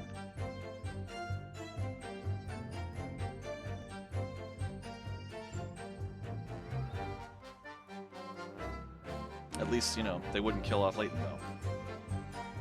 What happened was I dropped my bouquet and ended up losing my way for a while. Hold it! Tell me about the bouquet. You mean you dropped the bouquet at the scene of the crime? Yes, that's right. Oh, I was so upset. When we ran over and saw it was a woman with a knife in her back, I was so shocked I dropped the bouquet roll he gave me. It was in a dark spot where the streetlights weren't casting any light, so I didn't notice at first. And then you went to the police box to report it to the policeman whose beat it was on? Yes, and I came back to the scene together with the other constable, you see. That's when I spotted my bouquet again. But the funny thing was, when I went to pick it up, it was nowhere near the victim's body at all. In case you need reminding, Mrs. B, the victim is not deceased. I was all flustered for a moment before I heard a voice calling me from the other side of the road. Your husband, presumably. That's right. Silly me, I'd gone over to the wrong side of the street. Although I'm going to blame the bouquet this time. I can't think how it got there. I really can't. So the bouquet somehow moved from one side of Briar Road to the opposite. Curious indeed. Isn't it? But the worst of it is, I forgot to pick the bouquet up again when we left the scene. That beautiful rose roll he bought me, with that change from the gutter he spent so long collecting. How is Juror 5 not, like, on top of that comment? Anyway. Yeah, two series which coexist, just mirroring each other. You know what? It's not a bad thing if it's a wonderful story to mirror, and it has elements that they share, but they're both great. It just is unfortunate if one of them went one direction, the other one diverted to a less favorable one. Sorry, my nose is running. And then Ernest starts feeling like he owes a lot to Catriel, which makes him want to start assisting her, which Layton ends up teaching Ernest a thing or two about being a proper gentleman. That'd be cool. Take him under his wing, teach him to be a real classy dude. By the end of the game, Layton would finally manage to put his demons to bed and then goes back to his homeland, England, to rest his sunset months with his wife. Oh, like his golden years and whatnot. Does it not take place in England? I thought all the games there took place in England, which I guess is kind of a odd thing to think, especially if they're going to like temples in the jungle. That's just a realization I'm having now. But yeah, that whole plotline in general would have been a great way to like segue into a new series where Layton's not in it anymore. As long as they don't, you know, reach out to kindergarten children to make the puzzles. Takes place all over the world? Alright, that makes more sense considering all the titles that you listed earlier. I thought Layton was just like a kind of a Sherlock Holmes where he just goes around England solving murders or something, but while Catriel would be running the business as a rookie detective taking on the world. That would have been cool. Another story of a rookie kind of like falling into it and then still excelling would be awesome. I always love that about Phoenix. By bouquet, do you perhaps mean this sorry solitary rose? Oh. Oh, yes, that's it. That's the bouquet Rolly bought me for our anniversary with old bits of change he found in the gutter. She keeps saying that. Maybe just call it a rose? Tell us, Lord Van Zeeks, where did you come by the flower? According to the report by the police officer in charge of the crime scene investigation, it was found on the edge of the pavement in front of the Garadeb household. In front of the Garadeb's house? Although it wasn't noticed until the morning, as it lay where the street lamps cast no light. It was believed to be of no relevance to the case since it was found on the opposite side of the thoroughfare. Oh, thank you, sir, thank you. Could I have it back now, please? No, I think for good measure this rose should be added to the court record as evidence. Oh. You can get it back afterwards. Present for Patricia Beat from her husband Rolly. The shock of seeing the stab victim caused Mrs. Beat to drop the rose where she stood. Yep. Kinda looks like there may have been some crime scene tampering.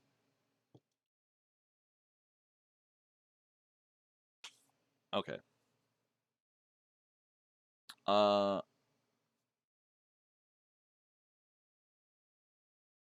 So Rolly said his beat included the Garadeb house and everything on the left side of Briar Road, which is where this flower was found, and considering the top-hinged windows or whatever, the items that the victim found grasped in her hand and in her back must have fallen straight down from there, which means the crime scene could only have been on the left side of the road. Why was it found on the right side, though? Did Rolly just not want to deal with it, so he moved it to the right side? So that the other beat officer could take care of it? But Rolly doesn't strike me as the kind of guy who would fake a crime scene thing like that. Huh. This is interesting. Anyway, sorry. Leighton and Luke are native to England, but they travel all over the world. Okay, makes sense. On a later game, Catriel could even come across Luke later on for another send-off to Luke, which she and Ernest end up putting Luke on the road to resting his demons. So, kind of like what they should have done for Leighton, but they just, did for Luke and then let Luke disappear into the, sunset. Into the wilderness, into doing, I don't know, he's probably going to go bake cookies or something, unfortunately. I mean, he could be the world's greatest detective, but they didn't want to go that route. That's unfortunate. But it's a symbol of our love. I want it back after the trial. Do you hear me? I want it back. Good grief. Rest assured that I shall do my very best not to forget, Mrs. B.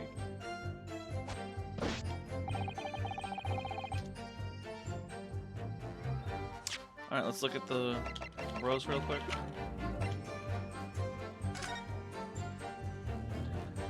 Alright, what's this?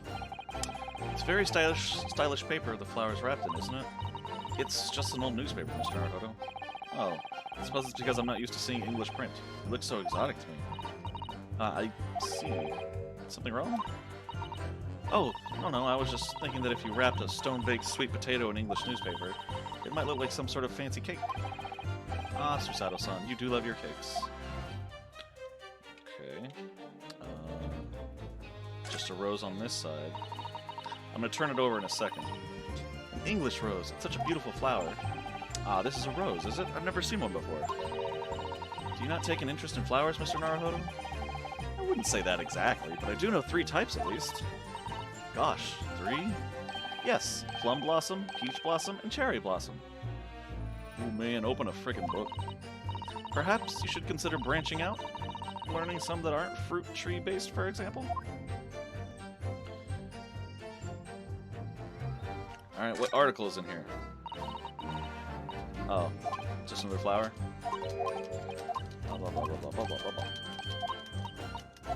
Yes, you got it, you sheltered. I was hoping there'd be a clue. Yep, I know. I guess the flower itself doesn't really have any clues on it, which is odd. It's a rose, so you think there'd be a few thorns on the stem, but I guess not. Alright, well, all that's really important about it is where it was found. So, let's see. Actually, this second game could also be more of a focus on Ernest on his way of being a better system of gentleman, which Ernest ended up getting more insight by Luke. Early adult Luke teaching off a few things he learned with Herschel to the next generation. It's always nice when a plot like that kind of takes your old heroes who are retiring and passing on what they know. Like, what I'm kind of hoping goes that way is like the Uncharted series. I don't know if you played the last one, but it's supposed to be like quote unquote the end, but we'll see. So I'm not gonna spoil anything, but it is fun to see that kind of like generational continuation. So I would agree. I agree, that would be cool. I'm kind of wondering what to present though. Like he says, he didn't take his eye off the crime scene for one moment, but it was strange that the rose was found on the other side. So I'm going to present the rose, I guess, and see if that jogs anything. After I save, obviously. Present. Objection! Cool, it worked. Yeah, big respectful send-off to the last generation of heroes to the next ones. Absolutely. Absolutely. And like, well, I was going to say kind of like Marvel, but if you haven't seen, you know, Endgame, I don't want to spoil that either. Not that there was a real torch handing off, but it was definitely kind of like the young ones are going to have to step up now.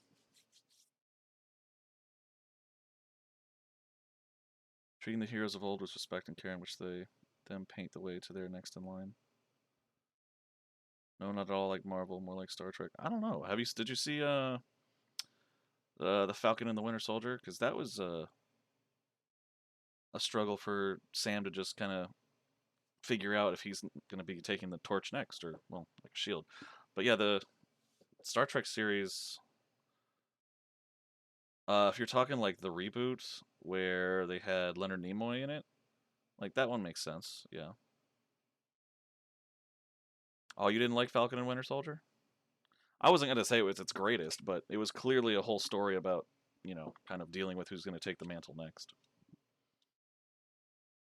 And I'm fine with anything Marvel, honestly. Even Thor the Dark World, but I wouldn't really recommend watching it. Anyway, what was it? Oh, you claimed Constable Beat. There was nothing to report in the 15 or so minutes you were guarding the scene. But that cannot be.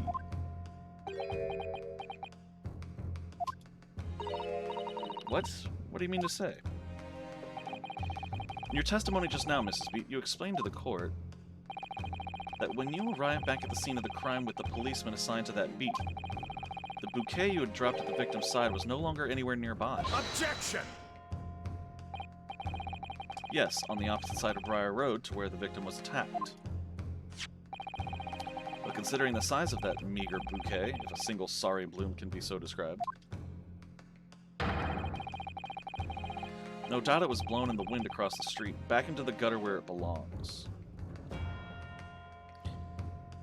Sam straight up refused to take on the mantle, and he whined on for a long while. The villains are bad and whiny, and I hate how they painted John Walker. Well treated John, at least. Well, he only gave it up because he didn't feel like he was worthy of it. But, you know, over time he learned that, well, he learned that someone needs to have that drive to help, so he picked it up. But I've never heard of John Walker though before. Like I can admit I'm not a big comic book guy. Like I don't read all the comic books. I've just been in it for the movies. But John Walker did seem like he started out with good intentions, but it just kind of went askew. John was more than willing to team up and help Sam and Bucky. He absolutely didn't mind either of them, while Sam was a big dick to John. John in the comics is a villain, but I love how they painted in the show.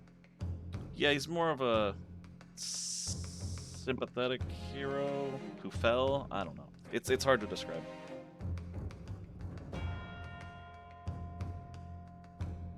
You don't think he went to skew? Oh man.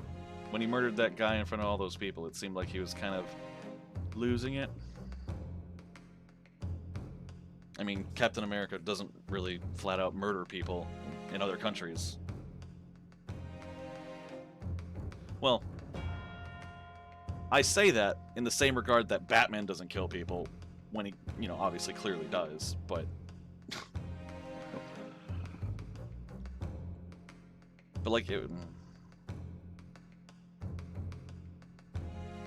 trying to think of the word I'm looking for. It's just... he doesn't, like, murder in front of a bunch of people ruthlessly, I suppose. I don't know. How would you react to seeing your best friend being killed in front of your eyes and having the power to avenge his memory? A fucking terrorist killed your best friend. Yeah, see, that's where Steve Rogers and John Walker differ. Like, even if Steve Rogers' best friend had been murdered, he would still try to take them in and have them face justice, as opposed to just murdering them.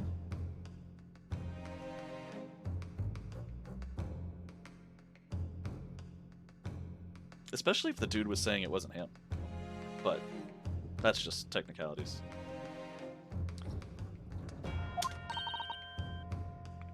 Meager. Objection. But if that were the case, why did Constable Beat not testify to the fact?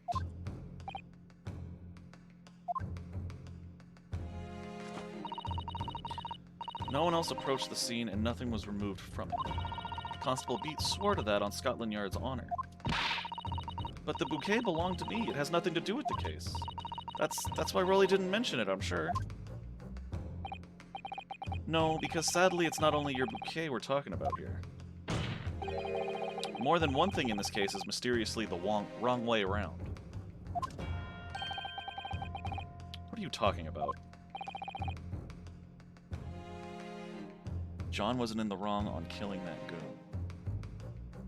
Again, it really just depends on how you look at it. Like, if you want to avenge your best friend, yeah, I mean, I'm pretty sure it was the girl that killed him and not the random dude he chased down. But in the global theater that he was a part of and everyone had their phones out, like...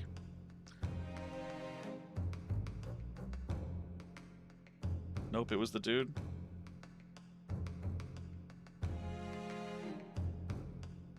Dude is the one that pulled the trigger. Probably. I don't know. It's been a while. I don't remember it. All I know is that he murdered a foreigner on foreign soil with Captain America's shield for everyone to see.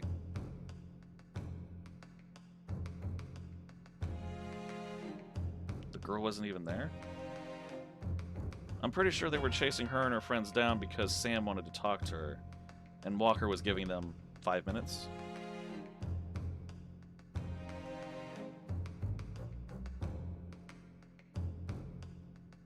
Nope, it was American soil? I don't know about that, my friend. I'm pretty sure they were at that orphanage in another country that they, thought was secure. One of those refugee camps for the Blit people who came back.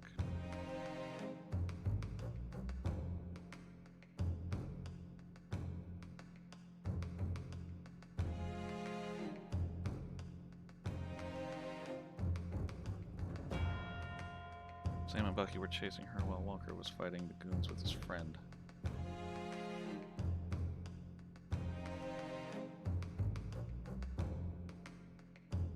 Yeah, and then they all met up in that one room to fight, which is why when Sam and Bucky saw Walker's friend get killed, I think they were going to try to stop him from going after the guy because they knew what he was going to do.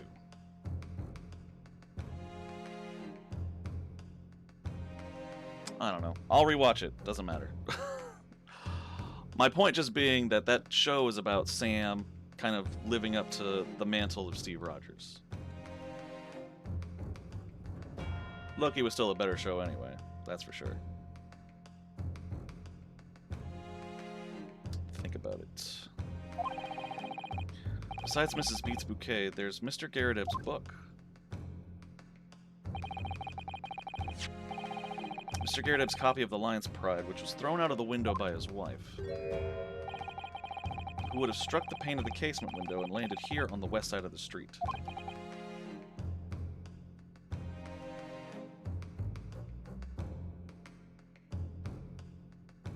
To be honest, the ending of the show just left a sour note to me. You, Senator, need to do better. Falcon before refusing to elaborate further and leave. Honestly, yeah. It wasn't the best of endings. Honestly, the only thing that felt like a good ending was Bucky trying to finally take tangible, like trying to tie up his loose ends for good, you know, which sucks because, you know, he did a lot of messed up stuff, but at least the dude finally knew how his son died, so that was at least something. Anyway, and yet it was actually found here on the opposite side of the road in the victim's hand. Meanwhile, according to the testimony we've heard, Mrs. Beats' bouquet should have been dropped here at the scene of the crime on the east side of the street, but in fact, it was actually found here on the opposite side of the road in front of Mr. and Mrs. Garredeb's house. There's no logical explanation for those things, unless somebody deliberately moved them.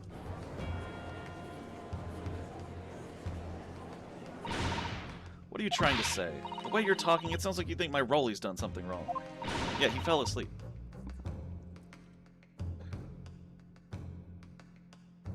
Both Bucky and Sam didn't even move a lot from where they started. Yeah. I won't disagree with that. It's true. On a side tangent, I hate how Sam is Captain America now. It's something I really dislike when people take on past mantles. It's something I hate on comics. Oh. Is when people kind of just don the mask of another hero instead of kind of coming to their own as their own hero. We could just call him Captain Falcon. I'd be okay with that, and it would make me laugh as a Smash Bros. Guy, so. Don't you listen to a word that scrawny lawyer says. Wittering on about books and bouquets. Why should we care? It's nitpicking, that's what it is. Oh good, Mrs. Garredeb's come round.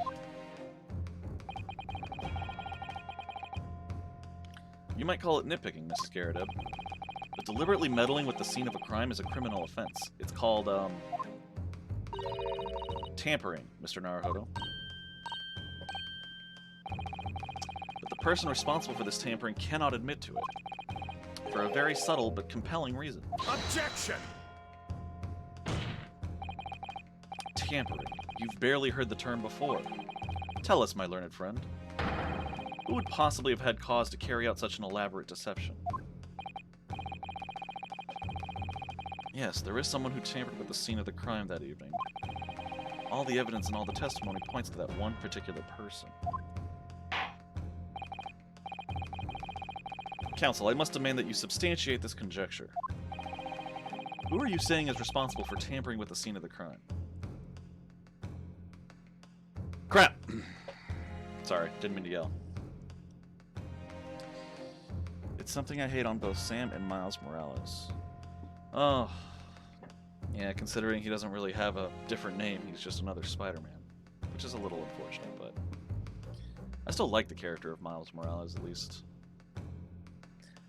I hate how people keep trying to force on, you need to be the next Captain America, Spider-Man, when let's face it, Sam can never be Steve Rogers, and that's entirely fine. True. I say stick with Captain Falcon. Again, better name. Sam doesn't need to be the next Steve Rogers, nor does he have to live up to Steve's past. He just needs to be the best Sam he could possibly be. Yep. Miles does have a solo hero name, though. He's Kid Arachnid. Really? Okay. I don't think I heard that one, but that's good to know. Kid Arachnid. That's fine. Instead of Spider-Man, it's Kid Arachnid. Call Falcon the Eagle? That's not bad. It's American, and it's, you know, birdish. So it does kind of fit both bills. All right.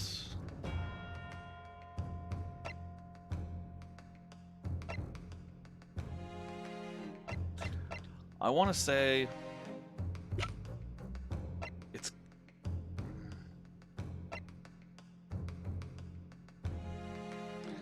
this is a tough one.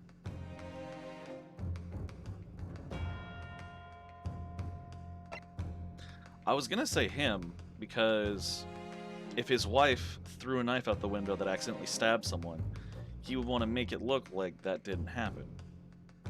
And he is familiar with his downstairs tenant and his habit of, you know, buying books and coming back at 5 and, you know, knowing exactly how to replace everything. But he has an old knee injury that means he's confined to a chair most of the time. So he lives on, what, the second floor? The third floor?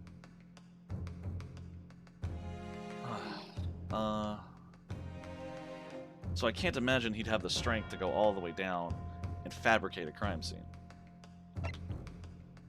But then the only other person who could would be his wife, but I don't know. That's a tough one. It's not gonna be her. She was just, you know, with her husband, and I can't imagine it'd be him unless he was being blackmailed or something. But nothing's been mentioned of that. And this is just the victim. That's Lord Van Zeeks. So yeah, I'm thinking it's one of these two. I'm gonna save it though, just to be safe. Fun fact, Herlock is the reason it took so long for this game to get localized. Why is that? Like, why was it Herlock's fault? It wasn't because of like copyright shit, was it?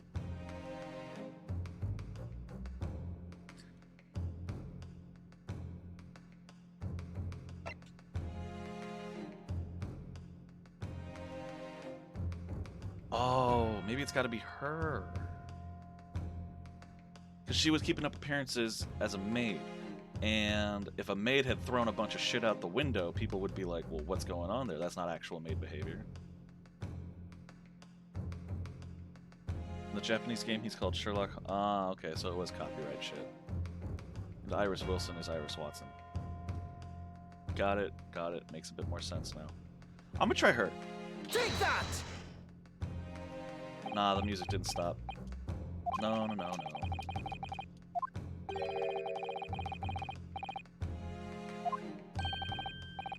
Sorry, my lord, I was just taking a moment to get things straight in my mind. For that moment of wasted court's time, you will pay the price. Okay. What you were thinking is right. There was only one person who had the opportunity to tamper with the scene of the crime. No mistake. It can't have been Rolly, right? I don't know. I saved for a reason. I gave my thoughts. I'm just gonna get this wrong, I bet. But whatever. In Japan, Capcom owns the right to Sherlock Holmes since he's a famous character in Japan. But outside of Japan, Capcom doesn't own it. Really? Okay. I did not know that. So when Sherlock Holmes was first, you know, dreamed up and written, in order to localize it to Japan, they wrote it through Capcom. I guess that would make sense. Take that! No, it wasn't him either? So you're saying it had to have been Rolly. Okay.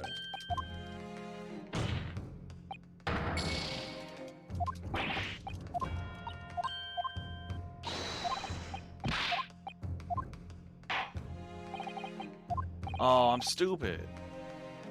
It was found on Rolly's beat, but for some reason he still told his wife to go to the police box so he could alter it. It could only have been Rolly. God damn, I'm stupid. Capcom has the rights to Sherlock since 2001. Oh, that's more recent than I thought. I wonder what they did to acquire those rights. Take that! Like, did they make a game about it, or, you know, write some books or something? Obviously, there's only one person it could have been. Constable Rolly Beat was you. What? A policeman? A member of Scotland Yard? What nonsense. Why would my Rolly do something like that? There's no one straighter than my husband. No Bobby works more tirelessly for the people of London. Mrs. B, you said in your testimony that your husband asked you to go to a nearby police box to fetch the officer on duty. The 15 minutes that you were absent from the scene is the only opportunity anyone had to tamper with it. You're making it up. It's all nonsense. It's all lies. What about that Japanese man with the whiskers? I bet it was him. He did it. If that was true, Constable Beat would have seen him do it. Oh. And forgive me for pointing it out, but when you dropped your bouquet, Mrs. Beat, it was after the defendant had fled the scene. Ah, well... Objection! First you make accusations about the landlord and his wife, and now you incriminate a policeman as well. But your accusations lack one very important thing. You claim the crime scene was tampered with. But there is only one reason anyone would commit such a reckless crime: to hide something. That's right, he's right. But my husband and I just happened to be there, that's all. So why would we have anything to hide? Doesn't make sense.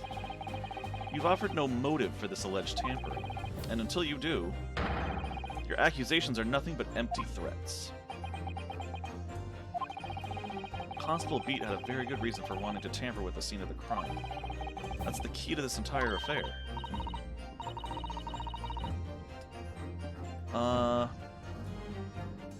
Paid a shit ton of money to copyrights?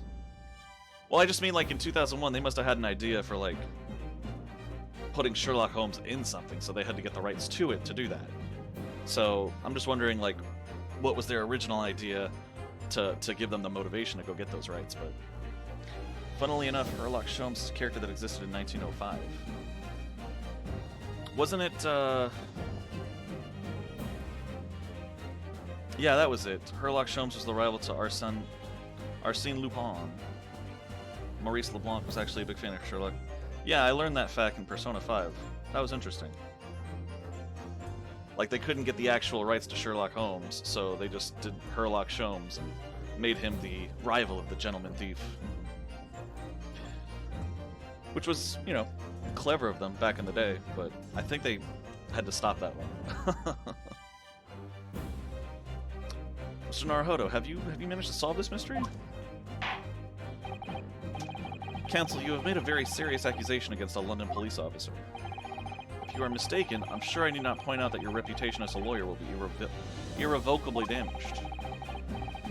With that stark warning in mind, you will now explain to the court the motive for this alleged tampering. Yes, my lord.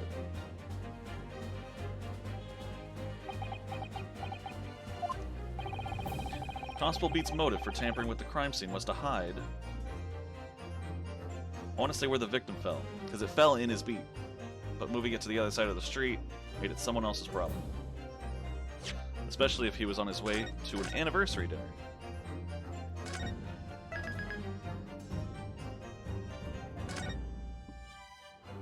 Yep, history repeating itself. Well, they stopped that because the Conan Doyle estate owns both right now. Oh, they own both Lupin and Sherlock. Interesting. I didn't know that, but I could see why they stopped it then. They really didn't need it anymore. I'm gonna do where the victim fell.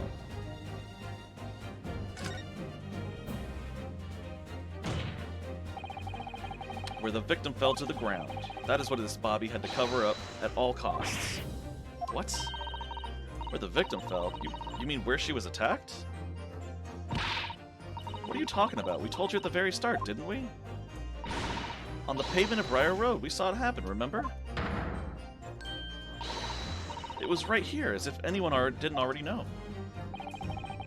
That's certainly what everybody has been led to believe. But in fact, that isn't where the victim was stabbed at all.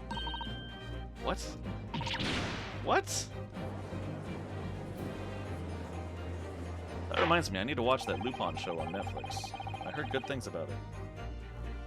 I'm beginning to wonder where this tumultuous trial will end, Counsel. If that's your assertion, then the court is dying to know, my Nipponese friend. Where are you proposing that the crime actually took place that evening?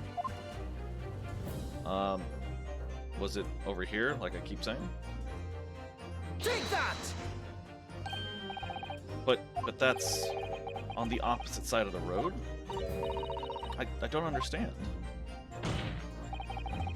On the evening in question, Mr. Garrett's book fell directly down from the open window above, and your bouquet, Mrs. Beat, never moved at all. What did move was the scene of the crime itself. Good gracious. It's okay-ish. I'd say watch the Lupin the Third movies. Those are really good. That's that really old anime, right? Netflix's Lupin show is just... no? Oh, that's too bad. Perhaps you haven't been listening to the ample testimony the court has heard. But these witnesses both saw the moment the attack took place.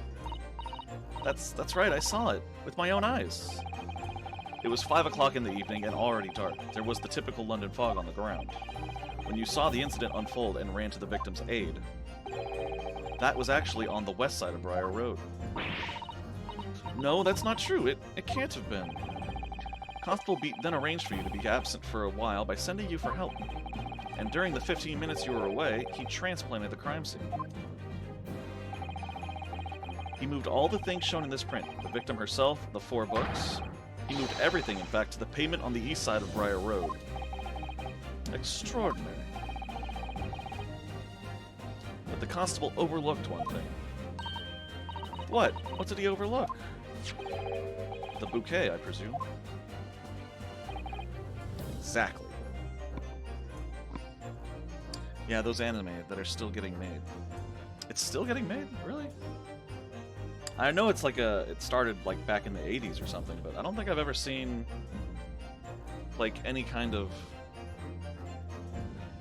updates or trailers, if you know what I mean. Like nothing more common, or not common, no, more modern, that's the word. They're still making movies about it? Okay, so 3 years ago you got a new movie? Alright. So not so much a TV show anymore, but definitely a series of movies still. Huh. That is interesting.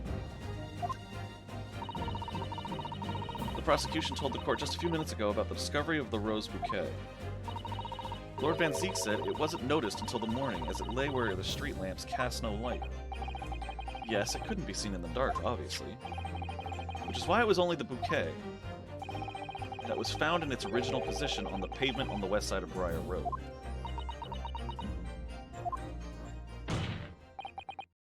And that is the defense's theory about what really happened that evening. How do you respond, Constable Rolly Beat? Yeah, he has been looking straight down for a while.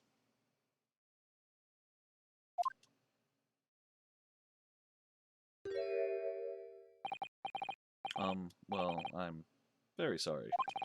I didn't mean to nod off again, but I haven't slept properly in a month. Did I miss anything important? Oh, Rolly. It isn't true, is it? What that lawyer said is all lies, isn't it? I know it is, because you're the most upstanding, righteous man I know. I had a dream. A terrible dream. All the things I did that night. Everything come out. Everything exposed. Only, it seems... it wasn't a dream at all. Good golly! Oh, did you try to link the movie? Sorry about that, dude. But believe me, I love Arsene Lupin, the Gentleman Thief. Like I'll check out the those links, those movies. Order, order, order! What on earth is the meaning of all this? I mean, admittedly, I only really started to really like him once I finished Persona 5, but I know that he has this whole like grand lore behind him, so. And I like a good lore, that's for sure. Oh, Rolly, why? Why would you do something like this? Moving a corpse is a criminal offense, isn't it?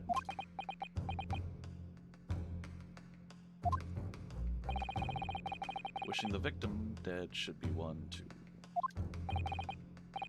Constable, explain yourself. Why would you do this? As a respected member of Scotland Yard, your duty is to protect the good people of London Town. I can't say, sir. What? I really am ever so sorry about all this. For damaging the Yard's reputation, for everything.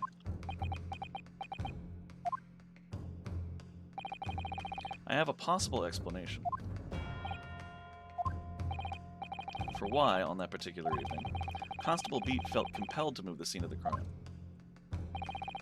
I can think of one reason. What? How could you possibly know? You, a foreigner, presuming to understand the mind of a Scotland Yard policeman?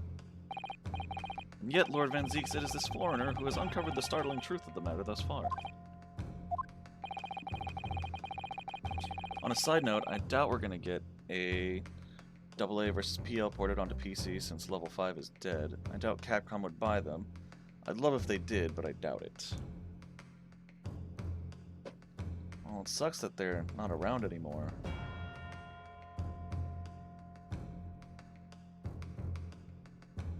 It'd be nice if they just bought the IP at least.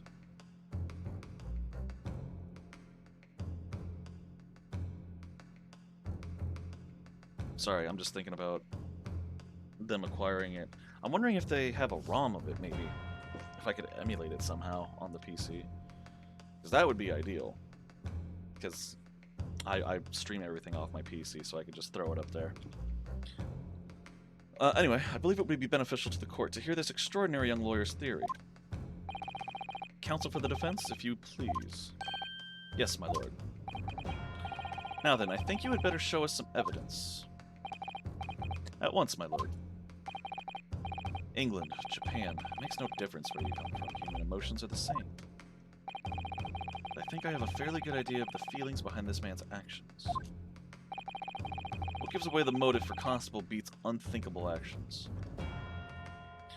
Well, what's the only difference between one side of the street and the other?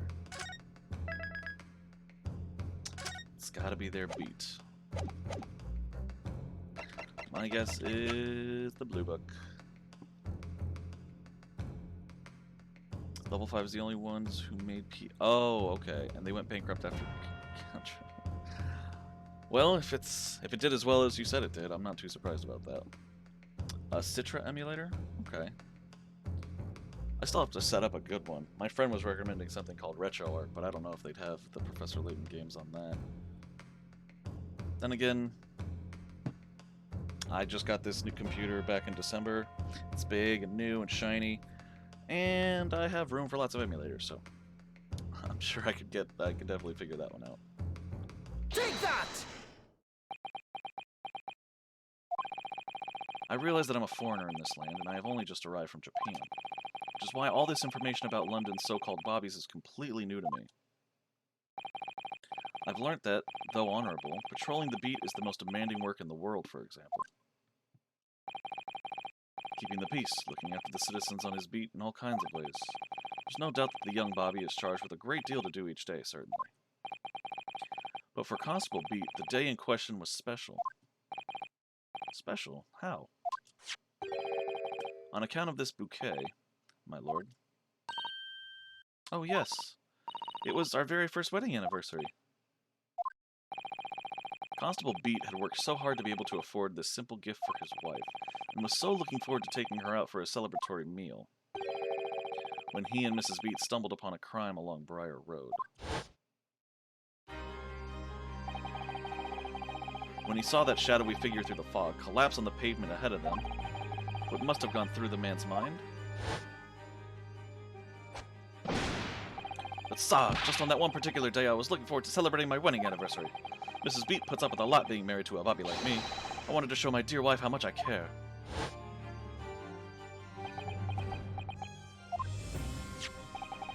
This is the warrant card that Constable Beat offered to lend to me earlier.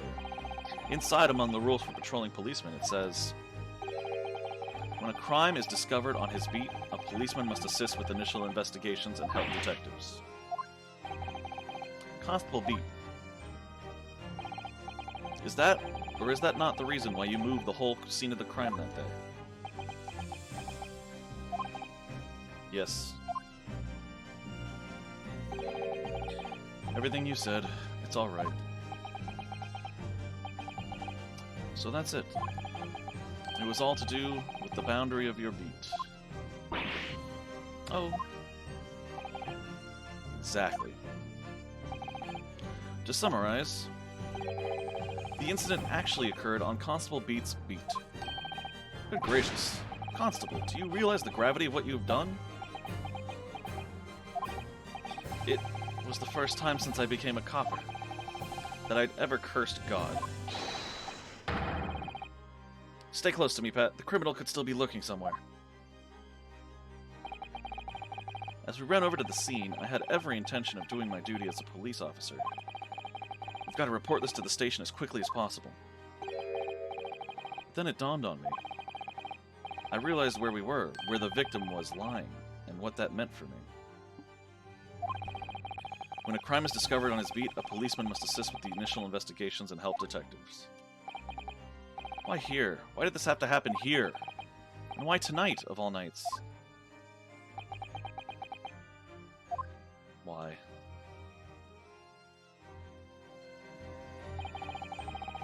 It's a copper's job to guard the scene of a crime, so I told Pat she'd have to go to the nearest police box and fetch whoever was on duty there. It was then, when I opened my mouth to speak. It just came out. I couldn't believe the words that were coming out of my own mouth. This is the next beat to mine, Pat. So you'll have to go to the police box that covers it, turn right along Meerschaum Street, and then...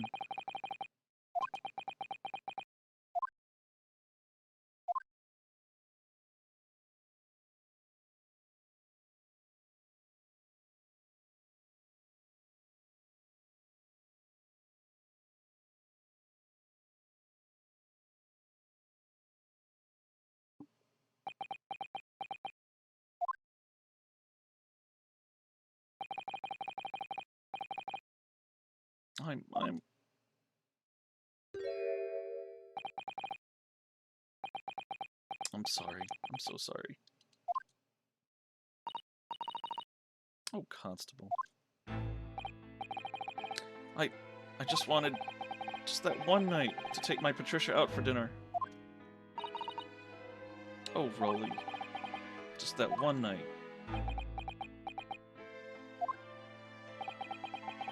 You knew that if the incident was on your beat, your evening of celebration would be ruined.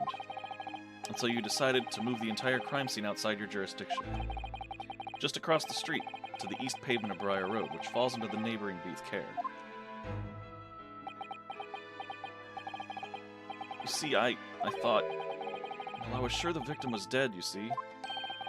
I beg your pardon? Oh, of course he did. Otherwise, my Rolly would never have left the poor woman on the freezing cold pavement. Ah, I see your meaning now. But God got me back for my sins, didn't he? That's why I missed the rose I bought for Pat. Oh no, Rolly, that was all my fault. I should never have dropped it in such a dark place. I'm so sorry, Rolly.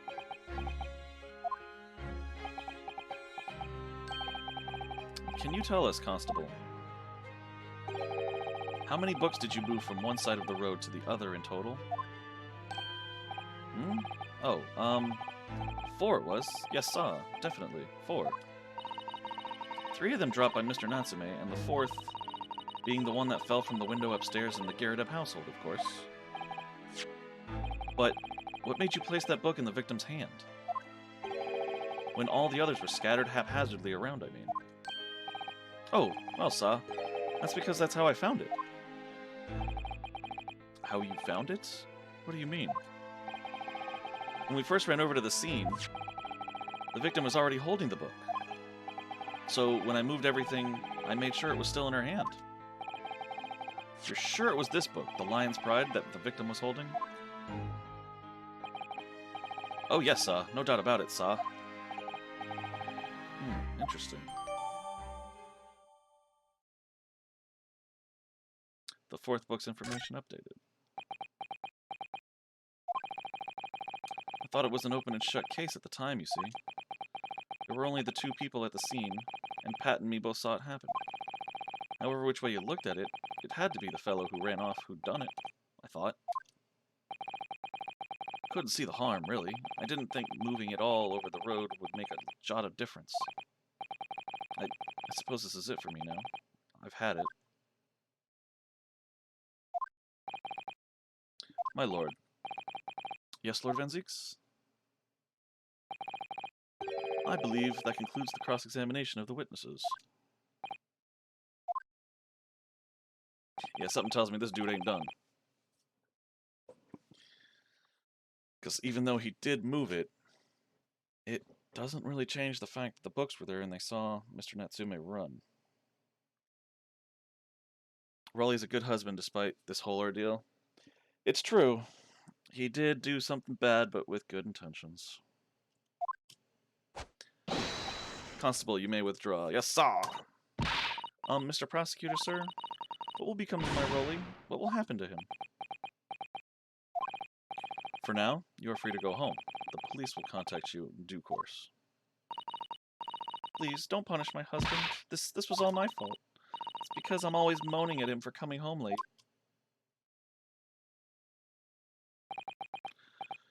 Leave it now, Pat. Let's go home. I'm tired. Alright then, my love. Oh, one last thing, Constable. Sa? Let this be a lesson to you. In a criminal investigation, every detail matters, however insignificant it may seem to you. Yes, Sa. Carve that lesson in your mind. And never again make the mistake of tampering with the scene of a crime. Never again, Sa? You mean to say... Leave, now. This trial is not yet over. Sa! Aw, he got to keep his job. That's cool. Well, hopefully he won't do that shit again, but yes, that's good. At least Van Zieks didn't lower Rolly's pay. Back in these days, I don't know how much pay he had to lower. Well, quite a startling revelation, I must say. Whoever thought of a third party transplanting the entire scene of a crime like that? Indeed, my lord. Nevertheless, there are some immutable facts here. Principally, that the accused, Mr. Soseki Natsume, is the only person who could possibly have committed this crime. Objection! No, I disagree. Now that we know the true scene of the incident, there is someone else. Another person who could be responsible for the knife in the victim's back. Forgive me for being presumptuous, but I believe the prosecution is probably well aware of this possibility already. Lord Van Zieks, is this true? Very well. Name the person, if you will, and if further investigation is warranted. The prosecution has no objection to the trial continuing. You will name this other person who could have perpetrated the crime. Oh, good. More memory tests for me. I'm gonna frickin' save it.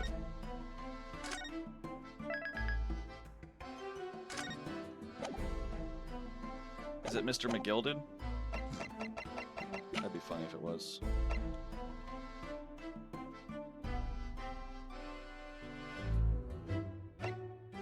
Alright, so we established it's not them anymore. She was gone, and he just tampered with it. I don't think she could have stabbed herself in the back. It could have just fallen from the ceiling, but... I still want to go with one of these two. Nope. I still don't trust this guy.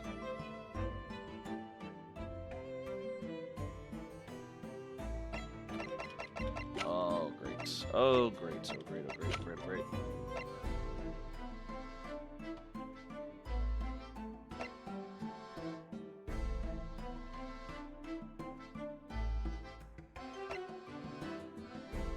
Oh my god, okay. I mean, the only other people that it could have been, that's not my defendant, are these two, because they're the only ones that were there at that night. Also her, but again, not sure she could stab herself in the back. Although when the Beats ran up to her, like, they ran up to her while she was walking and after she'd been stabbed. So, while they were walking towards each other, she already had the book somehow. Again, not saying she stabbed herself. It could have just been an unfortunate knife fall from the window, but... man. This is tough. Water break? Got it.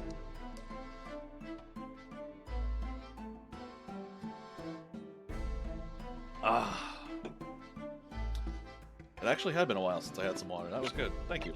I appreciate that. Maybe the water will help me think clearer, because I'm pretty sure it's one of these two.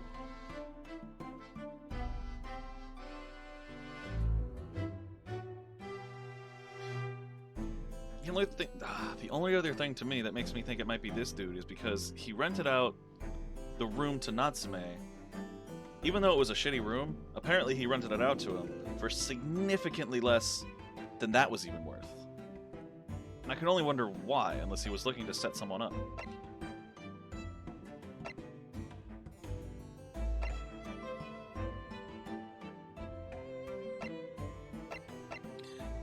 I saved. I can fuck up. Every time Zeke opens that mouth, I just can't help but to think of Inquisitor Barnum. Must have left a really good impression then. Take that! That's a no. I'm afraid I was unable to hear you, Counsel. Again, please, and louder this time.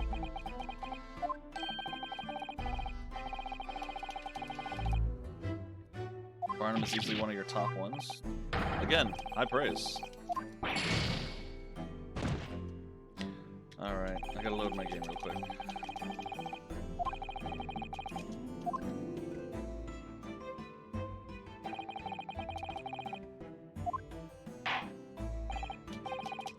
Yes. Let me just load real quick, because I don't want to lose.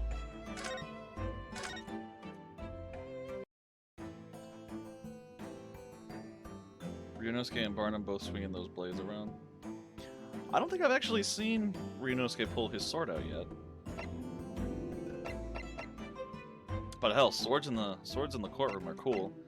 That one prosecutor, Blackwood, or whatever, from Dual Destinies, didn't he have a sword too? Could have sworn he did. Let's try her. Take that! Okay. I figured if it's not the wheelchair boy, it's gotta be... The defense would once again like to request the cross-examination of a new witness, my lord. Once again. My assistant made the same request earlier. In order to finally reveal the truth about this case, it's imperative that we cross-examine juror number 4, Mrs. Joan Garrideb.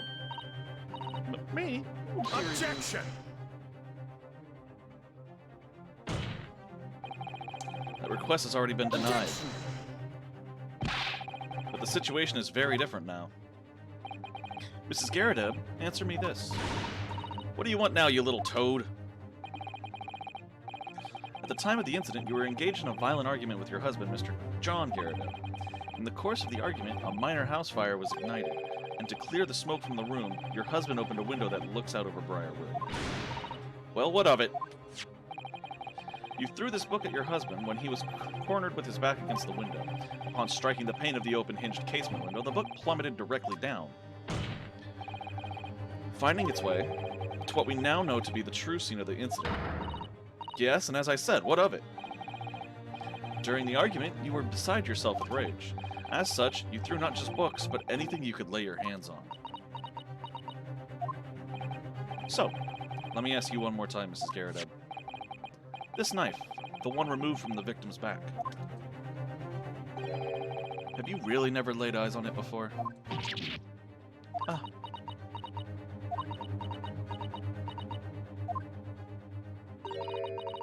I don't recall it. Seriously? Am I supposed to remember everything I picked up and threw at my husband? And anyway, the man over there and all that regalia said members of the jury needn't testify, didn't he? Conveniently, yes. Objection! No, I have no recollection of saying that at all, juror number 4. Oh? Make no mistake, you jurors are not special in any way. You are not immune to the judicial process. If you know something about this knife, madam, let the truth come out. But that's just a common or garden knife. Wow, what the hell? That's weird. It could have come from anywhere. We have several like that at home. If one went missing, how would you expect me to know? What's that? Are you joking? What are you saying, please, Mrs. Garrideb? Alright, hold on. I'd love to see those two in a heated argument. Which two? Ryunosuke and Barnum? Or Barnum and Zeke's? Because Barnum and Zeke's, you know, again, if Barnum's as big as you're making him out to be, him and Zeke's would be an interesting combination. Now, you listen to me. I refuse to believe all this nonsense. I couldn't bear the thought that I'd injured someone. Do you hear? I couldn't bear it. Oh, the poor woman. So, yes, I want evidence. I want to see hard evidence if you're going to insist on this being my fault. You're going to have to prove to me that I threw that knife if that's what you think. Come along now. Chop chop. Do your worst. Oh, Jesus Christ. I don't know why that sound always gets me. It's not even a scary game. I just have that so loud and turned up in my headphones that it just makes me jump every time I hear it. Oh, but Pat, thank you so much for the raid, buddy. I really appreciate it. And to everyone that joined him. Ashley, everyone else, thank you for dropping by. I know this is nothing like Hollow Knight, but I'm playing great Ace Attorney Chronicles right now. If you've ever played like Phoenix Wright or any of the other Ace Attorney games, they're really fun visual novels, and I'm just getting into the thick of it. But you know, I play lots of random stuff all over. I think right now Final Fantasy XIV, Resident Evil games, just. So if you like variety, you know, drop on by. Thank you for the thank you for the follow, Ashley. I appreciate it. Sorry, it's not often I get rated by groups of 16, so it's very cool. Thank you so much, guys. I hope you're having a good night. How did the rest of your Hollow Knight go, or did you jump over to Resident Evil 2? I did drop by for a little bit. I saw you playing Hollow Knight and getting into it. I love that game. It's a really fun one. Just get ready to dive into like all the corners if you really want like the true ending. You have a lot of FF14 people in the community? Nice. Nice, nice. I'm actually going to try to play that if I can get my friends online tomorrow, although it's mostly going to be relic farming, because, I don't know, I just really want to get that samurai relic. It's going to be fun, but... And you're loving Hollow Knight? It's a really great Metroidvania. That's what I was thinking of. It's a really fun Metroidvania style of game. But yeah, I also saw Resident Evil 2 in the title too. You said that one's up next in the queue, so I'm really looking forward to seeing you play that. It's gonna be fun. I guess I'll shut the fuck up as the raid person. Nah, you've been cool, that guy. I appreciate you hanging out and just chatting for a long time. You actually convinced me to definitely look into the Professor Layton games. I'm gonna have to try those out because they look like a lot of fun. Well, they sound like a lot of fun from what you say, especially the Ace Attorney Layton crossover. So I'm gonna have to check that one out. But yeah, thank you again so much. I have to get into the habit of using my stupid little Nightbot command. Actor Pat. There we go. I'm so glad. Okay, I need to practice doing that more, and I actually need to practice rating more, but... Just wanted to make sure anyone that was on my channel for RE knew it was still in the works. It'll be our next one after Hollow. Okay, cool. So once you finish Hollow Knight, you'll get to that. Very good to know. People tend to overshadow me when there's a lot of people, which is why I prefer smaller streams. Well, I promise I do my best to acknowledge all of chat, and you have been, you know, sitting with me for a while, which I really appreciate, dude. But if you want to go, I'm not going to stop you. Do drop by the next time I get this going, though, because if we're both big Ace Attorney fans, that's all the better. How's my stream? How am I enjoying Ace? I'm enjoying it a lot. It's getting more and more interesting, but I keep saving it because I'm afraid I'm going to lose all my lives and I'm going to have to start over, and I don't really want to do that, but it's okay. It happens, and it's still just having a great time with it, so it's very nice. Do you know how far you got in Hollow Knight? Patrick, my man, thank you so much for the subscription, too. That means the world to me, dude. You have no idea how much I've been doing that in real life playing this game, because whenever I get the things wrong, I'm just like, oh, god damn it. I should know better. But some of these can be tough to place, but once you get it, it just all goes smoothly after that for a bit. But yeah, I was gonna say, like, do you know how far you got? Like, do you know if you made it to, like, the name of the zones yet, or just any special power-ups you got? I've watched people play through that for a bunch of times now, so when if you do this again, I don't know, when are you gonna stream again anyway? Because I really want to jump in on it and hang out.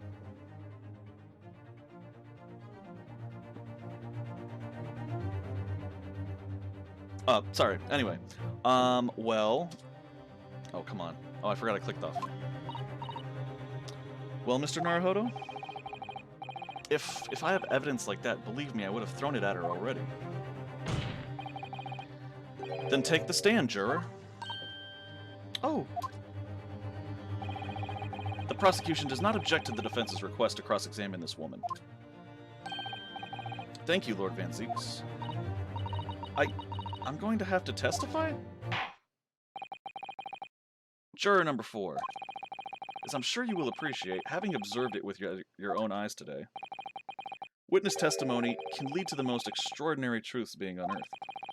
Truths of which the witnesses themselves may not even have been aware. Oh, dearie me. So I demand your full and unadulterated testimony, Mrs. Garrett. And mark my words, in this court of law today, we shall extract the truth. Do you concur, counsels? Certainly, my lord. Oh, that's what I'm hoping for, my lord. That Lord Van Zeeks is being a lot more cooperative than he usually is, especially for someone who's, getting his ass kicked. This is such a strange feeling. For the first time since arriving in this country, it actually feels real.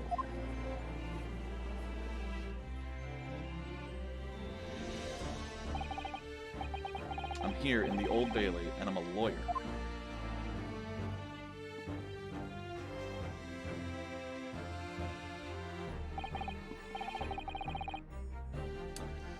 Just got the dash ability from Hornet. Not sure on the area names yet. Okay, I'm familiar with that dash ability. There's a nice little upgrade later on that makes it really cool, but obviously no spoilers. But Steam equals most likely tomorrow night, Tuesday. Oh, your next stream. Okay, cool. Definitely gonna try to drop in on that. I'm sure my friends, our Tuesday Final Fantasy XIV streams don't go as long as like a Sunday or Monday one would, because some of them have to work in the mornings, but definitely gonna drop by and say hi, buddy. Is this new Ace Attorney Pro tag? This is a 2-game series called The Great Ace Attorney Chronicles, where it's essentially Ryunosuke Naruhodo is Phoenix Wright's like great-great-great-grandfather. And he came to England with a goal. I can't really say too much because all of it's relevant to the plot, so I'm not sure if you're going to play this or not. But it's really interesting so far. Like, I've gone through... This is the 4th chapter so far. And every single chapter, like, it has the traditional story build-up, and then kind of a conclusion, but, like, they leave enough questions at the end of each one to where I'm just like, there's something going on here. Like, there is a bigger plot going on, and I need to dig it up and get my hands dirty. And yeah, it is in the past. It takes place in like 1844 or something. It's really cool. In fact, it's really amusing to me because the 2nd chapter takes place on their boat trip to England, which takes like 6 months or so, I think. And the whole time I'm just like, why is it taking 6 months? Oh yeah, it's 1844. The Wright brothers haven't done their thing yet. I don't know. But it is super cool. Like, I'm looking forward to finishing this and moving on to the 2nd one. Anyway, witness, state your name and occupation. Oh, yes, my name is Joan Garrett, and I'm, well, I'm a juror, and such like. It sounds like even she doesn't know if she's a housewife or a maid or what anymore.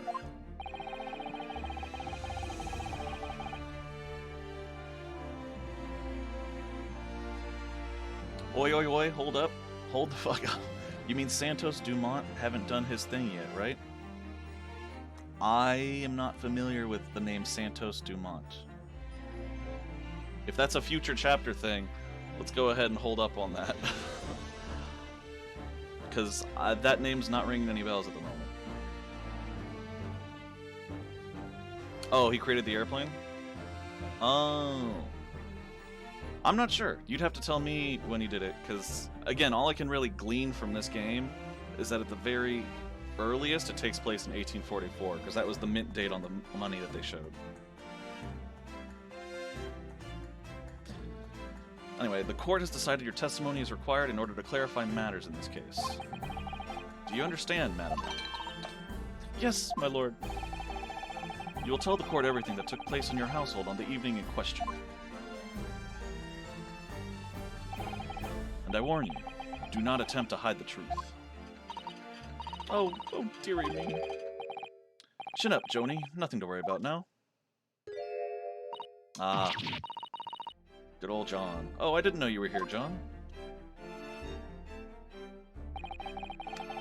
Wasn't only you in the room that day, old thing, was it?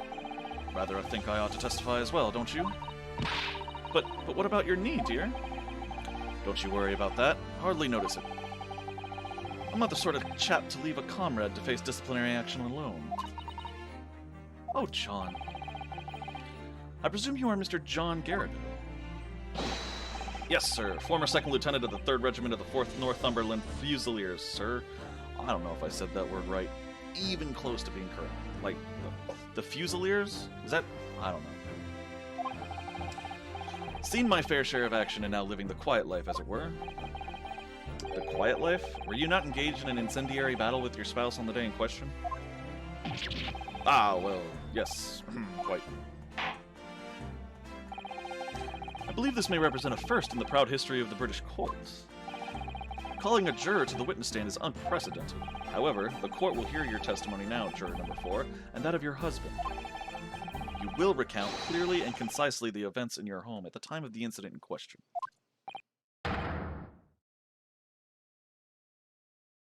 Sir, at once.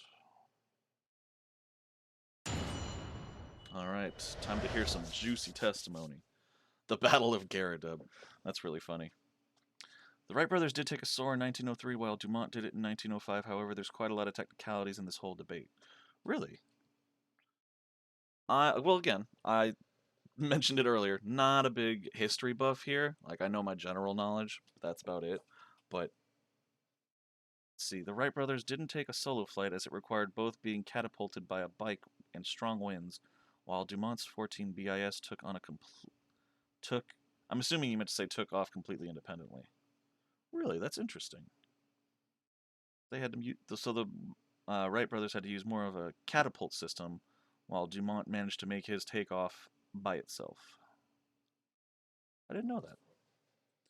That sounds like one of those Wikipedia things I'd like look up, and then I don't know about you guys, but I would eventually just do like a Wikipedia deep dive where I just open up a ton of tabs on everything that sounds even remotely interesting and then get lost for like an hour.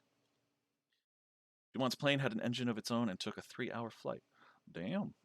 3 hours for like one of the first flights seems pretty impressive. At least I think so.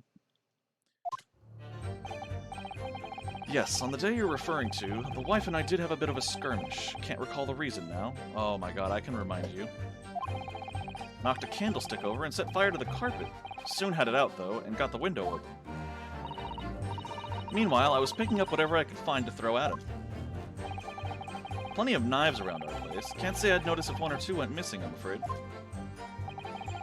If that bally thing in the victim's back really was one of ours, you'll have a job proving it, I think.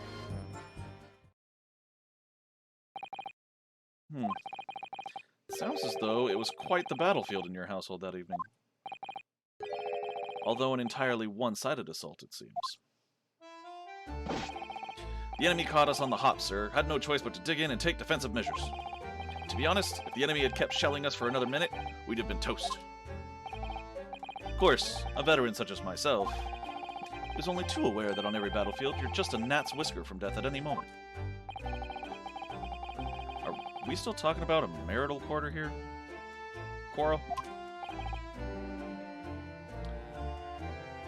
Wright's plane crash-landed while Dumont properly landed with a full-on landing gear. The Wright brothers had no testimonies to its plane while Dumont was watched by a group of multiple people during a fair on Paris. Huh.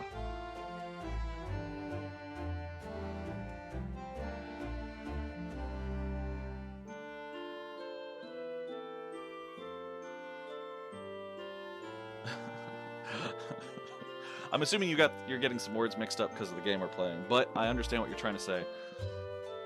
And I'll have to look that one up. I mean, it sounds like an interesting historical point. I'd be curious to see if they bring up, like, planes in one of these games at some other time, because obviously, you know, Wilson, or Watson, is quite the inventor, but that's for another time. Gonna grab some dinner, but I'll be lurking. Excited to see more of your streams. Thank you, Pat. Thank you again so much for the follow, for the sub, for the raid.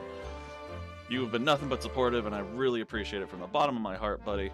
So, enjoy your dinner. Thanks for lurking, and, yeah. Just, join chat whenever you feel like it. Anyway, well... I must say I'm dubious that this testimony will shed any light on the origin of this jackknife. In combat, one's focus narrows such that surroundings are barely noticed. These witnesses may not be able to offer anything more than they have testified already. This may be a dead end. Van Zieks may well be right. Well, whatever the chances, we only have this last cross-examination to uncover the truth, Mr. Naruhodo. Yes, I'm afraid so. Very well, counsel. Begin your cross-examination. The Battle of Garrodad. Alright, you guys, you know the first rule of these Ace Attorney games. Press everything. Hold it!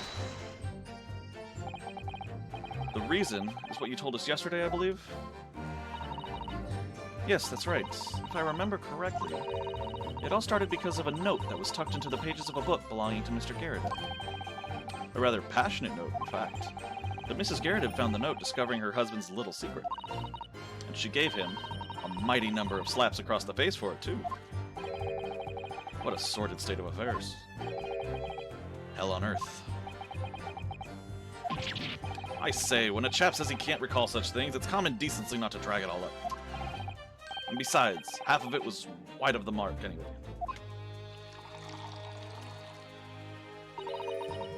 A likely story. These waters run very deep. And what transpired next after these multiple blows to the face? The Wright brothers did have a lot of merits when it comes to creating the first crewable flying machine, though it only soars. They do get the credit of inventing a crewable glider, while Dumont made the full-on plane a few years after. Interesting. And do you, like, watch a lot of history, or read up a lot on history? You a big history fan, that guy? Because you seem to know a lot of the special details, which is totally fascinating. Don't... Just highly patriotic. Alright, fair enough. Right, the candlestick. Hold it! And the fire also spread to some items of furniture, didn't it? The bookcase, my armchair, anything of mine, really. It just so happens there was some bathwater around that evening, so I sloshed that about to put it out. A most precarious situation you put yourself in. Ours is a 3-story townhouse on the west side of the street where the water main isn't connected yet. Have to draw water from a public water pump during the day if you need any, you see? The lodgers are always moaning that they can't get any water. Although, that little mustached Japanese man buys water in bottles, I believe.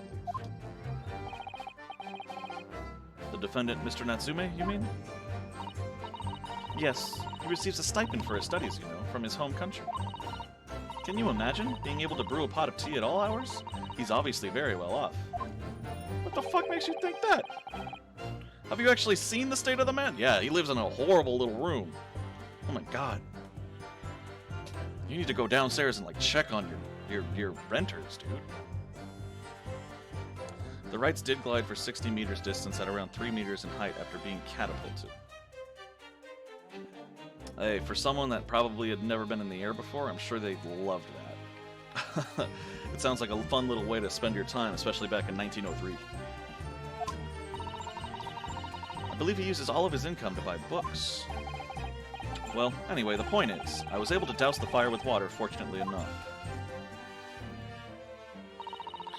Meanwhile, I was picking up whatever I could find to throw at him. Hold it! This is what we need more info on, please, thank you.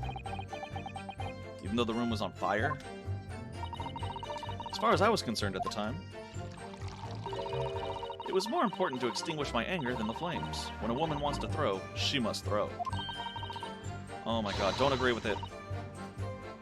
That is most certainly not true of a Susato takedown, Mr. Naruhodo. How did she know I was thinking that? So, please cast your mind back and try to remember. Was a knife among the items that you threw at your husband that day? In all honesty, I don't recall. But I feel I must point out that I'm no monster. Let me see. Some bread, a cabbage, garlic, a towel, and a sponge. Fine. A Sure, napkin. Grandma. I'm sorry. What's up, buddy? Excuse me. Do you have something to add, sir? Let's see. Dumont took flight for around 90 meters in distance and around 4 meters in height, all while being self-propelled. Wrights did have around 5 witnesses who were farmers of the area. Dumont had around 500 people, if not more, who were attending the World Fair in Paris. That is a good time to do it. I mean, if you're going to show off a new invention, you may as well do it at the World's Fair. But yeah, 5 farmers definitely doesn't sound as credible, that's for sure.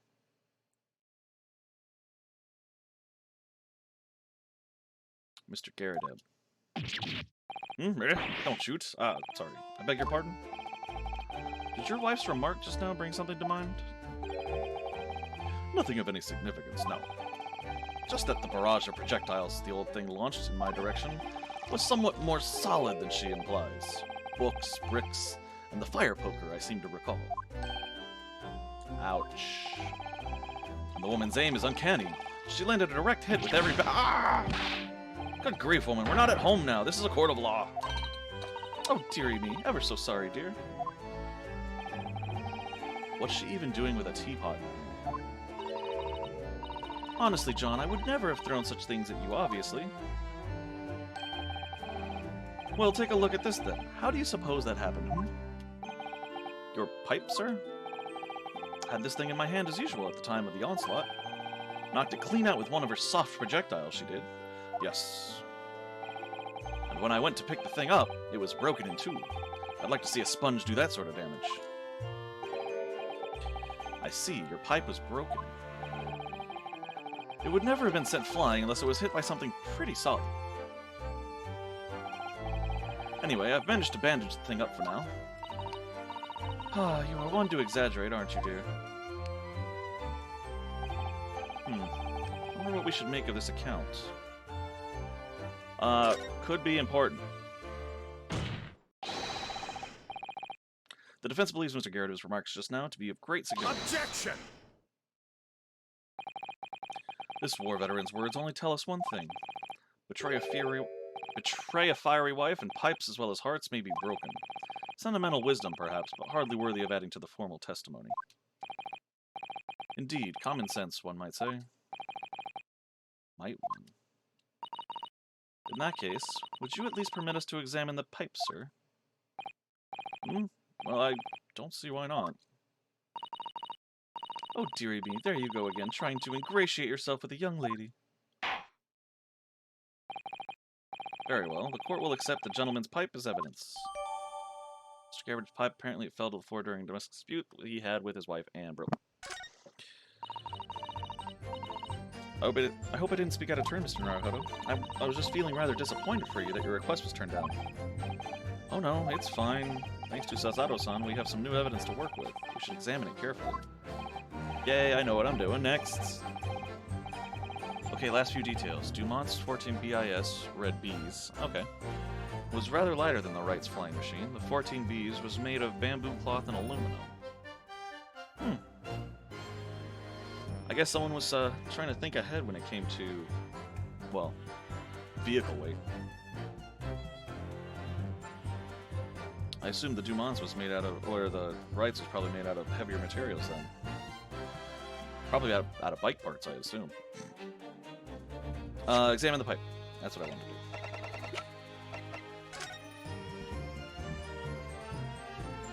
There's what I'm looking for.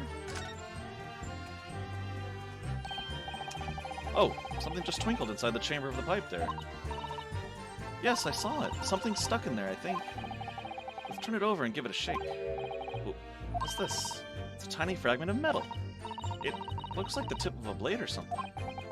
The tip of a blade? Surely it couldn't be. This small piece of metal looks like it might be the tip of a knife blade. It was stuck inside the bowl of Mr. Garadeb's pipe. Alright, that's probably all I'm going to find on here, isn't it? That's all I needed. At least I'm assuming that's all I needed. Looks to be in a sorry state with that bandage around it, doesn't it? For some reason, it feels slightly ominous to me, like it's trying to shout out a warning. Probably because it's the same blue as Mr. Garrideb's dressing gown. I suppose it must have considerable sentimental value to Mr. Garrideb, given that he's gone to the trouble of repairing it like this. Either that or he can't afford to replace it. Yep, wood bike chains and brute cloth. Yeah, that makes sense for the, because of their bicycle shop.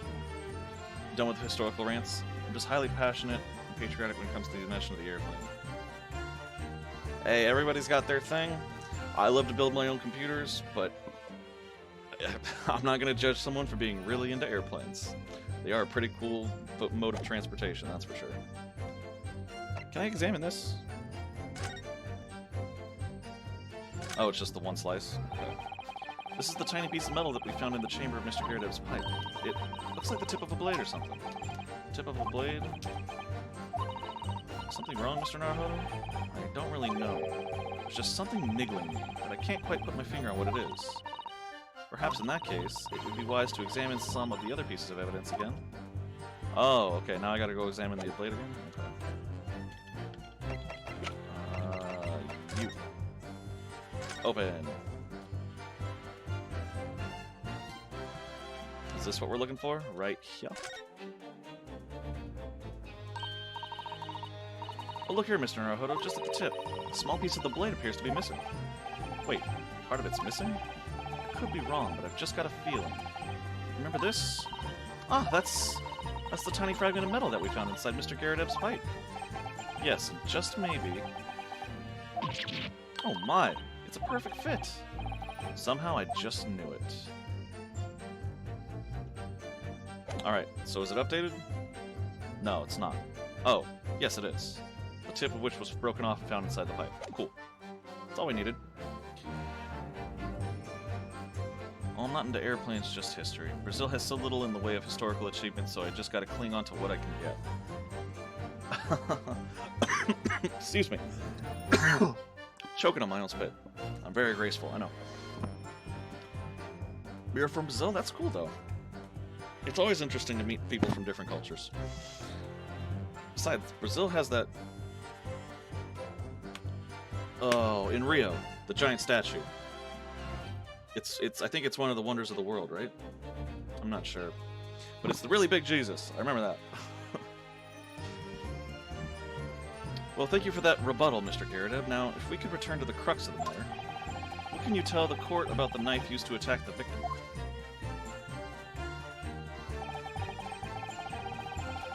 Christo Redentor? Yeah, I think in English it's supposed to be Christ the Redeemer, but yeah, that's the one.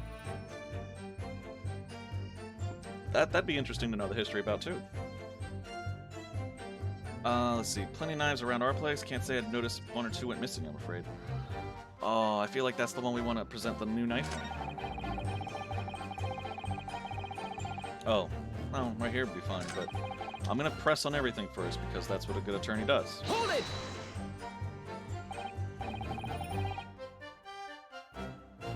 We've also got the... I'm not even going to try to pronounce that. But the Falls, which is also a wonder brought over thanks to Santos Dumont. Really? Well, it's got to be something man-made or artificial, right? Because otherwise they wouldn't really be able to move it. It sounded like it was a waterfall at first, though. I could be wrong. I don't know.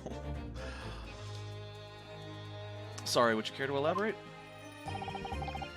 Nothing to say, really. I'm rather partial to a spot of carving, you see. Pipes and whatnot.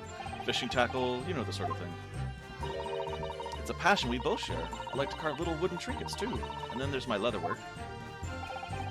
Sorry to say we're always losing knives about the place, and we have dozens of the things. They sell them at the market sometimes, 20 for the price of 19. Needless to say, I snapped them up. 20 for the price of 19? That's not really a fucking deal, lady. Nope, it's natural. How did he bring over Falls, then? Originally, the land where the Falls Park was private land where the Val family used to live. And did they, like, carve a man-made waterfall into it? Because that'd be kind of cool. John prefers to use 2 knives at mealtimes, too, instead of a knife and fork. How do you...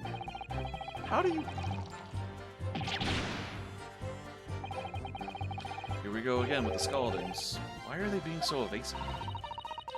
I imagine it's because they don't want to believe it. They can't bear the thought that it might have been one of their knives that injured the victim.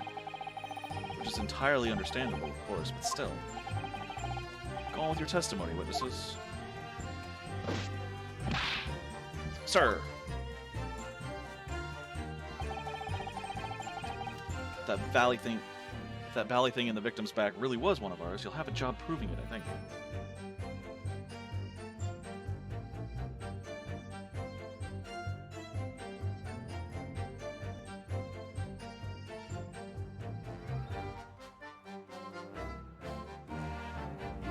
Oh, I see what you mean. Okay.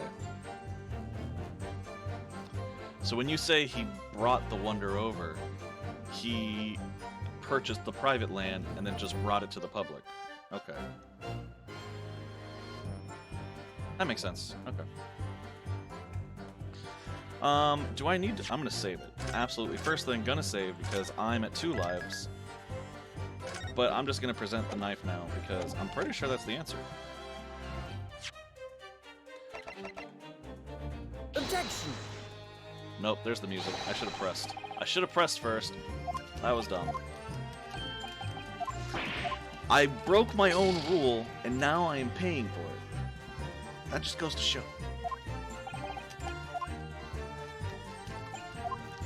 God, I feel dumb. This would exactly be the moment where I do this a bunch. Exactly. Okay.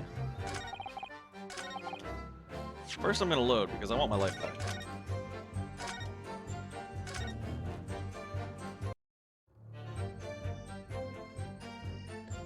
Hold it! In fact, the land where the falls reside wasn't even properties of a Brazilian person? Oh, okay. So, even though it was in Brazil, it was owned by someone outside of it somewhere. Okay. Well then, damn. It's a good thing he brought him back. So you have no intention of admitting it was your knife, unless we can produce proof.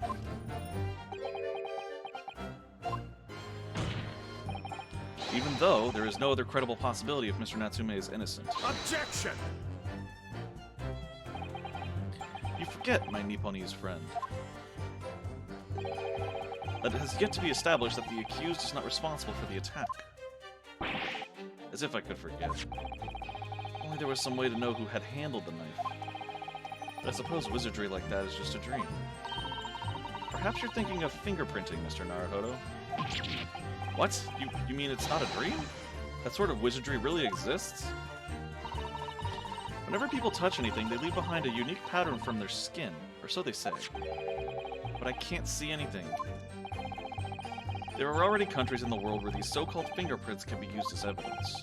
Lord Strongheart is currently discussing the matter at the Ministry of Justice. Yes, I believe we are rapidly approaching an era of scientific methods of investigation. But for now, we shall have to find an alternative method of proving our assertion. That this knife found in the victim's back was originally in Mr. and Mrs. Garredeb's house. Well, if only I could transplant this whole incident to several years in the future.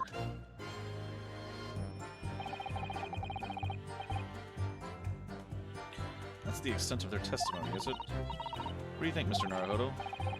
Well, I think we've heard all this before, to be honest. I can't say I'm particularly confident that we'll be able to prove anything new from this testimony. But in this cross-examination, it's absolutely essential that we establish how this knife came to be at the scene of the incident. Yes, I know. I'm sure both of them must be feeling very worried. Worried that it was in fact a knife belonging to one of them that caused the victim's injury. If we could find even a tiny shred of evidence to support that theory, it would clinch this trial for us. It would explain everything. Yes, it would. So for Saseki-san's sake, we must find that last crucial piece of evidence. Do I just present, like, the knife tip?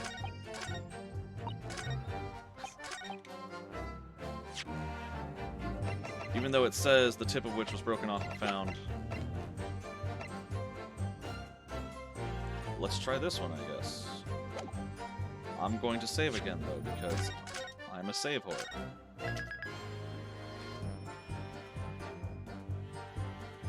was in Brazil but owned by a foreign. Falls originate from Argentina and fall on Brazil before filling the cisplatinum waters. That is a lot of geography, too. Are you a fan of geography as well? Because that's some expansive knowledge right there. But it sounds like a wonderful tourist spot. I mean, waterfalls are always cool. We don't have nearly enough of them where I live, so I just know because it's part of history. Fair enough. Oh yeah, we're presenting the tip. Just the tip, though, guys. Objection! There we go. Now the music stops. Mr. Garrett, could I ask you to take a good look at this, please? You can ask, but I can't see a bally thing.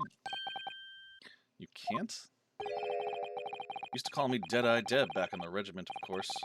But that was some time ago now.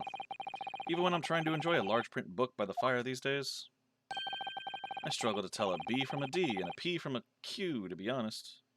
Wait a minute. Struggle to tell a B from a D and a P from a Q. Why are those in red? Why is that important?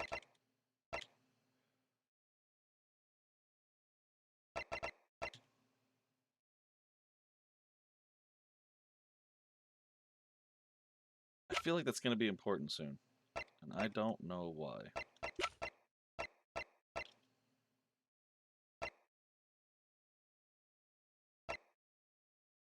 I'm going to go ahead and just put that little nugget of information in the back of my head, but we're going to go ahead and continue. Sort of, you just know it because it's part of history? Yeah. The Battle of Cisplatinum is one of my favorite things on the Paraguay War. Why is that? I mean, obviously, I don't know much about the Paraguay War, so I imagine it was probably like a cool strategy or something that, like, helped them defeat overwhelming odds, or at least those are usually the cool war stories. Anyway. Oh, he does, dearie me. It's rather wearing being asked about every other letter and every other word. You must be very dizzy. What is that? A tiny scrap of metal? Yes, almost certainly from the tip of a blade. And what may appear at first to be just a tiny scrap is in fact a crucial piece of evidence. Interesting. And where did the defense come by this evidence? It was lodged in the chamber of Mr. Garrett's pipe. My pipe, you say? By Jove, I wonder how that got there. And what precisely does this fragment of metal signify, Counsel? Are you suggesting that it is in some way related to the matter of the stabbing on Briar Road?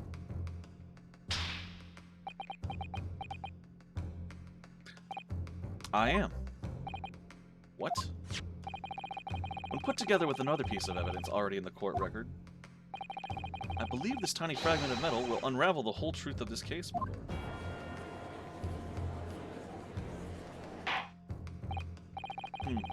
You appear rather confident in that extraordinary statement, Counsel.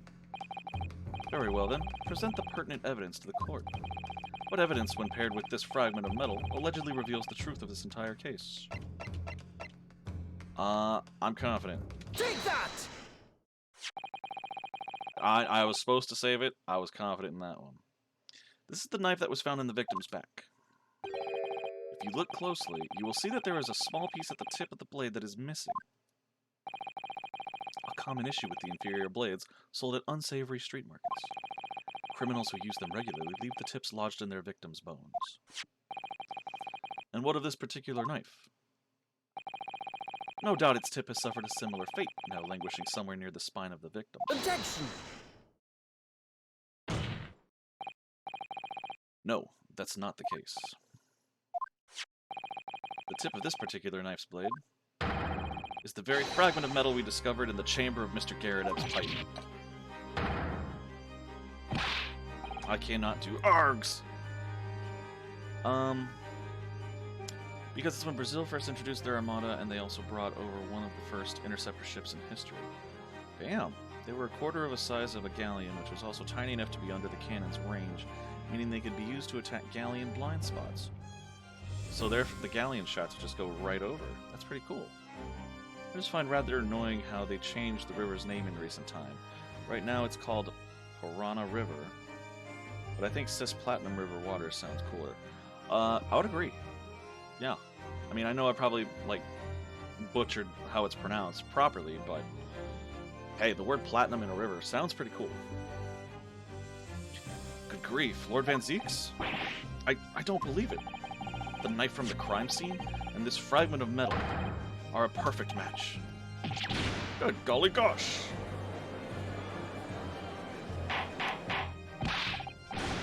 Order! Is this some sort of Eastern sorcery? This is no magic, my lord. This is a miracle. A miracle? So Van Zeeks has it figured out, has he? Counsel, explain this extraordinary coincidence at once. Yes, my lord. The crucial point we have to ask ourselves here is when did the fragment of metal find its way inside Mr. Garredeb's pipe? Something that was clarified for us in the most recent witness testimony. Had this thing in my hand as usual at the time of the onslaught. Knocked it clean out with one of her soft projectiles, she did, yes. It would never have been sent flying unless it was hit by something pretty solid. Oh, dearie me. During the argument between these two that occurred just as the victim was on the pavement below, Mrs. Garredeb flung this knife at her husband. However, the knife missed Mr. Garredeb, instead striking the pipe in his hand at the time, which caused the tip to break off, of course. Good lord. Yes, and that is when the tiny tip of the blade found its way inside Mr. Garredeb's pipe. The chances of that are 1,000,000 to 1. And yet there's no other credible explanation for how the tip of the blade ended up in your pipe. Whoa, hold on. Back up a second. 1,000,000 to 1 to get this metal fragment into that pipe. Is that the same odds as the coach from the previous case, like, being tampered with as well? Is someone tampering with this evidence? Am I using fake evidence again? Some shit's going down, man.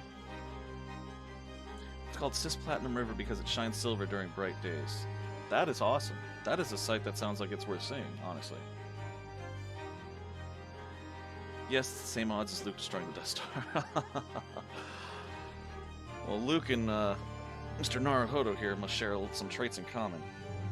But I just feel like I'm being played. And yet there's no other credible explanation for how the tip of the blade ended up in your pipe. Then, after losing its tip, the knife ricocheted off the pipe and flew out of the open window.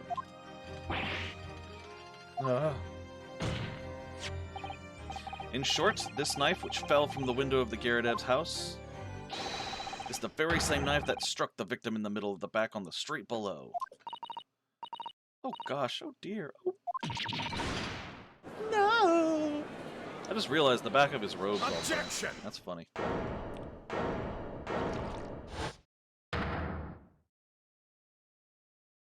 Go grab some water? Cool. Cool. Enjoy your liquid. A full-bodied theory, I'll give you that.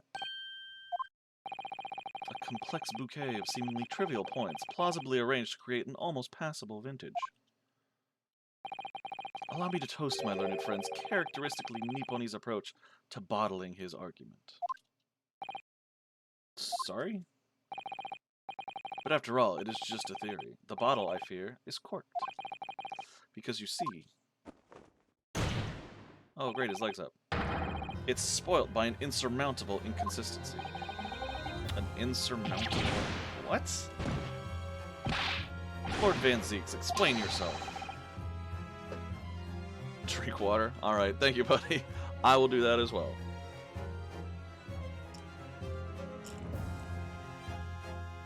Whew. What is this inconsistency you claim to have identified? An inconsistency of the simplest nature, my lord. The victim was found with the knife planted in the middle of her back. Yes, in her... Ah. That's right, you silly little man. Now, Joan, old thing, what are you getting so excited about? Let us consider the basic facts of the case once more. The victim was walking along the pavement before being stabbed in the back and falling to the ground. If the knife that struck her had fallen from above, there's no possible way it could have planted itself into the victim's back. That's not true at all. If she had bent over to pick up the burned book... Anyway, order! Quite right, you see, that's exactly right. If the knife had fallen on her from above, it would have struck her on the top of her head.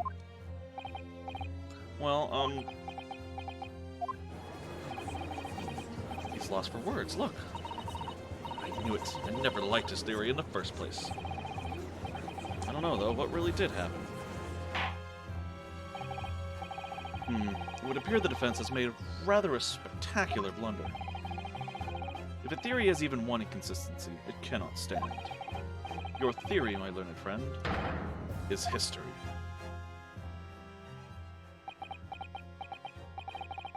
We were so close. I could see the truth. I was so sure we were on the right track. But now the way has been blocked completely. By just one simple inconsistency. Or in other words, we simply need to eliminate that one inconsistency and the theory will stand. Miss Susato. You mustn't worry, Mr. Naruhodo. You were just caught off guard, that's all. And your mind went blank. But if the path you are on is indeed correct, then a way will present itself. The key to this is in the court record, I'm sure. All the information you need is there. It seems you have nothing to say, my Nipponese friend. Well, your silence speaks volumes. A tacit acceptance that your theory is fatally flawed. Objection!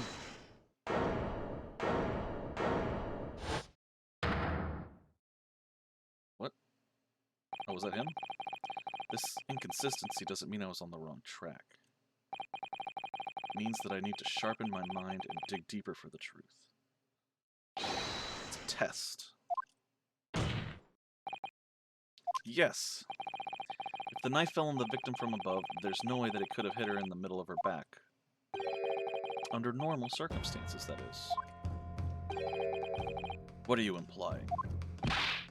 Counsel? There is a piece of evidence in the court record that can explain this inconsistency. That can explain how the knife that fell from above could have pierced the victim's back. We already have the answer. Goodness. Utter madness. Surely this must be the last time. Counsel, present the evidence of which you speak. This is the last inconsistency, the final piece in the puzzle. If I can successfully make sense of this, the truth will be laid bare at last. The evidence that explains how the falling knife became lodged in the victim's back is in the save menu. Coincidentally enough, isn't that crazy, guys? It was right in the save menu the whole time. No, I'm kidding. It's actually this book right here.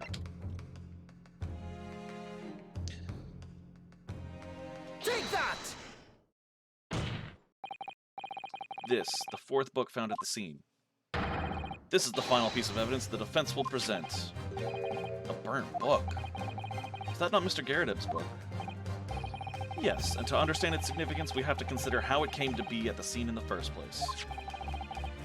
This photographic print clearly shows the book in question, and the victim holding it in her hand. But as we all know now, it was the police constable that put the book between her fingers like that. Quite so, as part of his wholesale transplanting of the crime scene to the opposite side of the road. That's true, however. As part of his testimony, Constable Beat made an extremely enlightening statement on that point.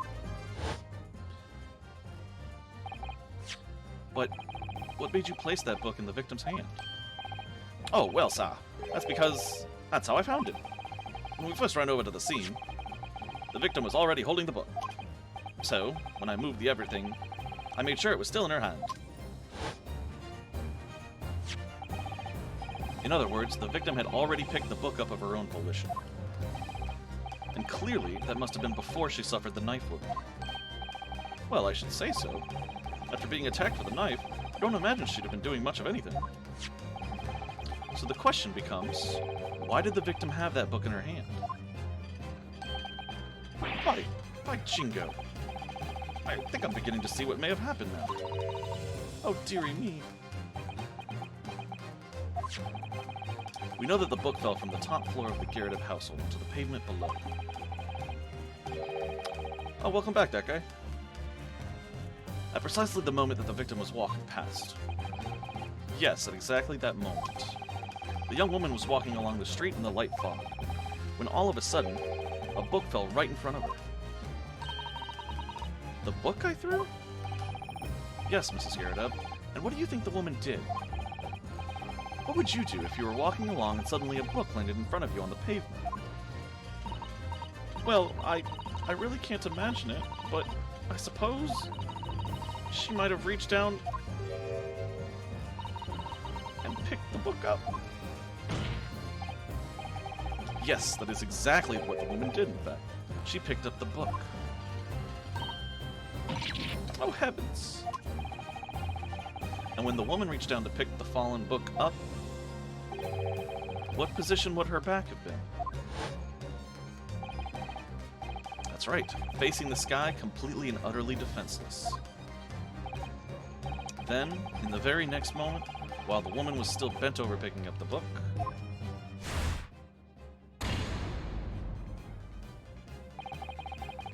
the next object fell from the room above, the jackknife straight into the middle of her back.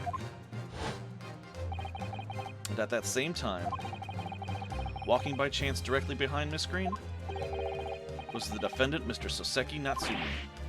Well, I never. Got yourself some water? Very good, my man. Gotta stay hydrated. Especially during these hot summer months. Well, it's hot up here. I think down there it's supposed to be winter, right? I'm not great at geography, but I think I'd get the basic hemisphere deal. Anyway. Yeah, it's winter down there. Okay, that's what I thought. Well, I need to stay hydrated then. You just stay warm. It appeared to Mr. Natsume that the woman simply collapsed on the floor. In the dark and the fog, he didn't see the knife falling on her from above. Oh. From the other direction, the constable and his wife saw no one but the victim and her apparent attacker. So there never was a real culprit to run from the scene in the first place. No, this was nothing more than a series of unlikely events that culminated in an unfortunate accident.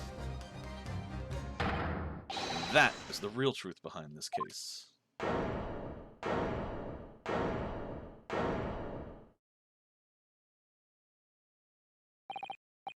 Well, Mr. and Mrs. Gyaradev?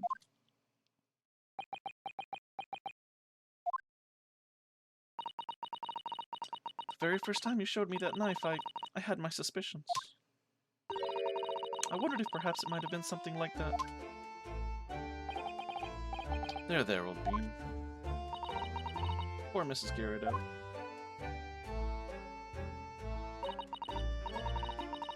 Of course, I never meant for anything of the sort to happen, but it was all my fault, wasn't it?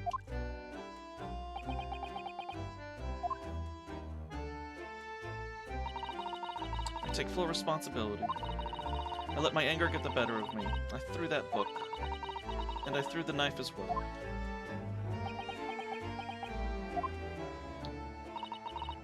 John, dear.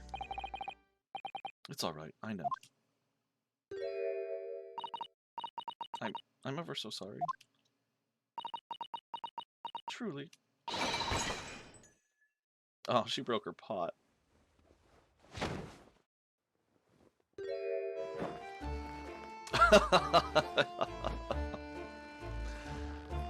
Oh, he's struggling with his bad knees. Well, that was an unfortunate accident, that's for sure.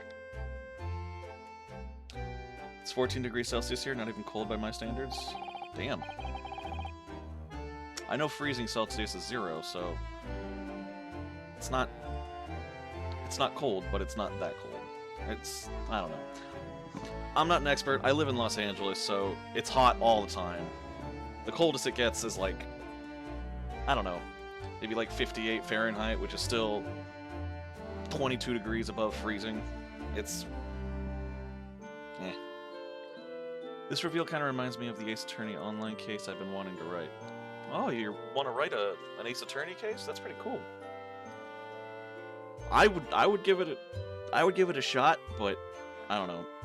I feel like these take a lot of intricate twists and turns, and you got to really think it through and all that good stuff. But hey, if you can do it, go for it, man. It always pays to be creative and practice some skills and stuff. Turnabout Angel Scream? Sounds like a cool name. Maybe if it's popular enough, they'll include it in the next Phoenix Wright game. If they ever make one, Jesus, please put one out. Anyway, Lord Van Zeeks, what news of Mrs. Garrideb? She's been taken to the infirmary. It would appear that today's events had left her in an especially flustered state. However, I believe she will recover in due course. There is no cause for concern. Yes, unbeknownst to themselves, they caused what could easily have been a terrible tragedy. They shall have to prepare themselves for the consequences of their actions. There is some good news, however, my lord. I have just had word from the hospital where the victim is being treated. Her condition is improving steadily, and the doctor believes she will regain consciousness soon. It's strange. We've been talking about the victim all this time, but we've never once met her. How wonderful. The woman is out of danger, it seems. Yes, that is good news. So, Mr. Sosetsky Natsume. This Edgar Allan Poe looking dude. Yes. On behalf of my fellow countrymen, I would like to take this opportunity to beg your pardon, sir. You came from your distant eastern homeland to study our great British culture, and have been repaid with immeasurable unkindness. Please accept our heartfelt apologies. No thanks to me? Okay. I felt I did a good job, but alright. I'll just be chopped liver. No, it is me who should be begging your pardon. Oh no, Mr. Natsume. That evening, when the young woman just collapsed on the pavement before my eyes, I jumped to the wrong conclusion again, in my confusion. What conclusion, sir? I was sure that the woman was dead. Yes, Constable Beat said the same thing, didn't he? He thought she had been killed too. I suppose she must have looked completely lifeless.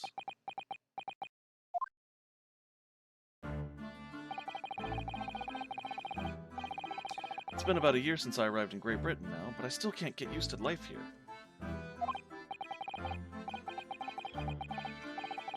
It's about a death in a theater house. The head costume designer was hanged in front of the entire crowd. Interesting.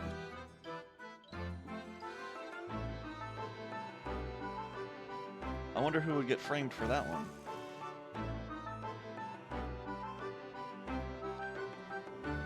Soseki in the OG is actually Adam Poe. Wait, Adam Poe or Edgar Allan Poe? I don't know if they like use the real name like Sherlock Holmes or if Adam Poe is their play on it. The whole truth of this... Adam Poe? Okay, cool. So it's kind of a play on it, got it. The whole truth of this trial I've been wanting to do is actually an accidental death. Oh, for the theater one? So kind of... Oh, that's why this one reminds you of it. Accidental. Okay. That'd be cool, though. I mean, it's the accidental ones that are kind of the most fun. Because, like, it looks like a carefully laid plan had happened, or some kind of scheme, and then it just turns out to be a really unfortunate series of events. Blech. Can't talk. Anyway, I can't relax. I'm sure there are evil spirits lurking in the fog, like they're haunting me. Yeah, I can see what you mean now. Poor Soseki-san. His imagination really has got the better of him. Yes, poor man. So when it happened, I thought the young woman had been taken by the fog spirits. I should never have dropped my books like that and run away. I should have called for help, for a doctor, for the police. Instead, I've managed to create a rift in the relationship of trust between our two empires. And for that, I am truly sorry.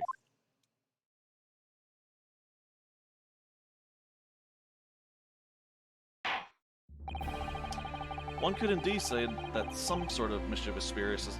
I can't even talk, it's too late. One could indeed say that some sort of mischievous spirit has been at work here, I think. One that created a chain of unfortunate mishaps.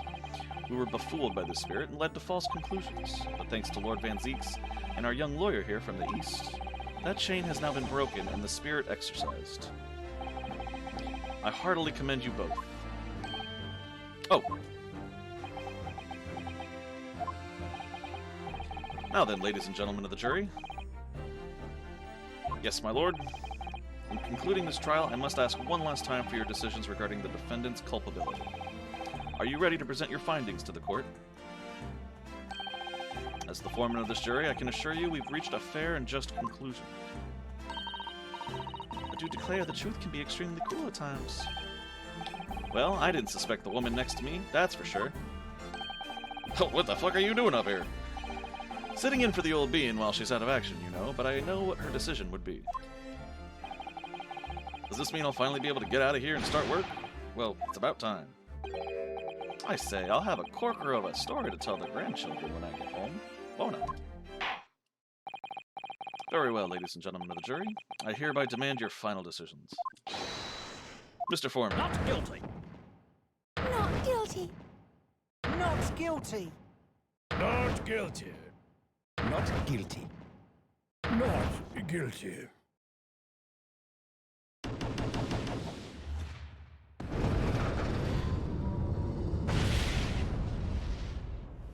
Chickabow. Very well, Mr. Soseki Natsume. I hereby pronounce you not guilty.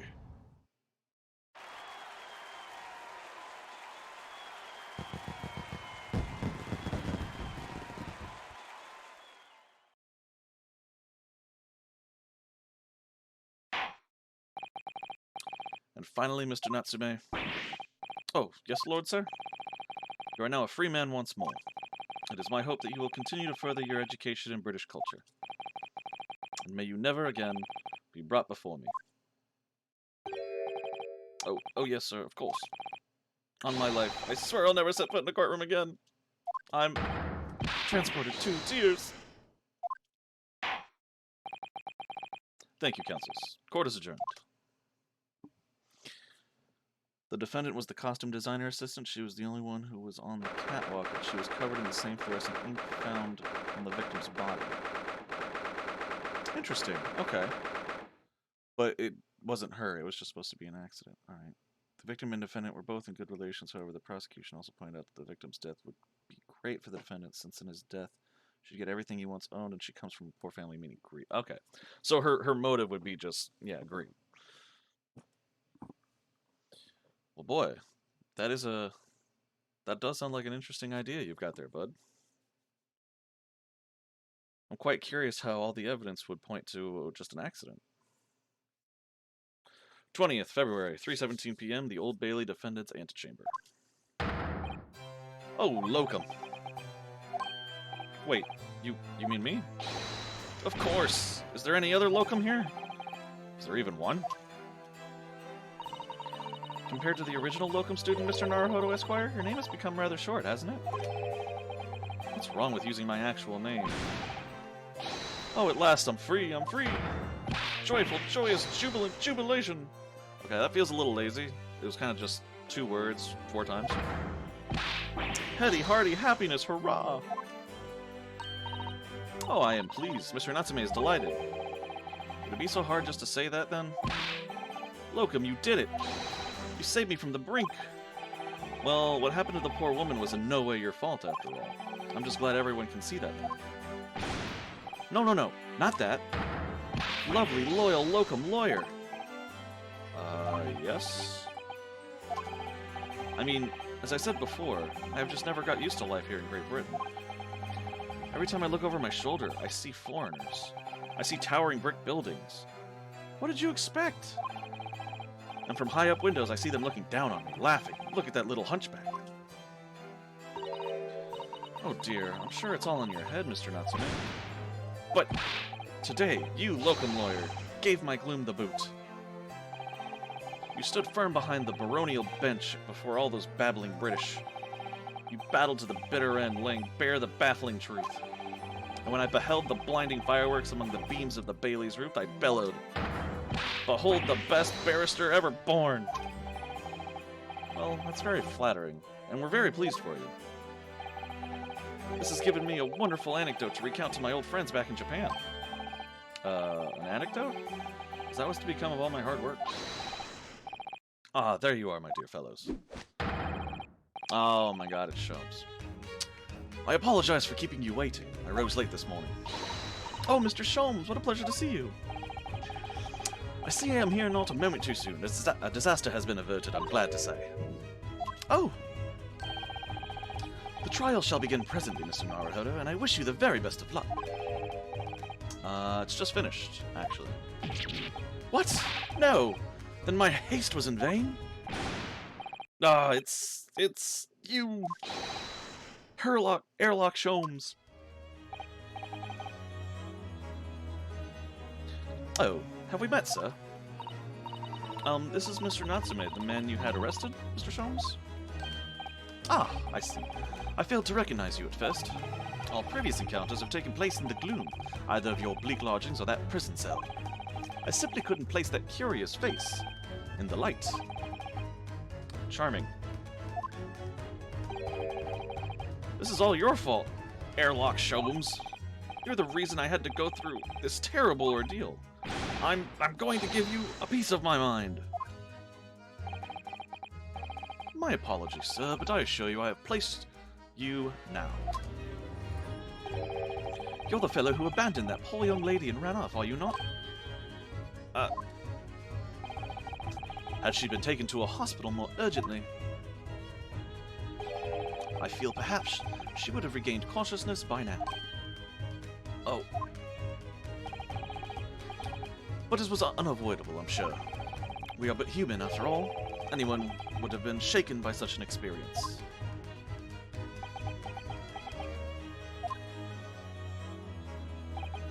I do feel very badly about how I behaved. Well, never mind. Now then, what was it that you wanted to say to me, sir?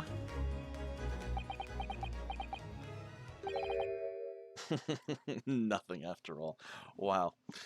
Anyway, hold on, let me catch up on this real quick. Nope, it wasn't her at all. The victim would be chasing off a thief when the accidental death happened. Okay, interesting premise. Well, at first, all the evidence would point to the thief killing the victim.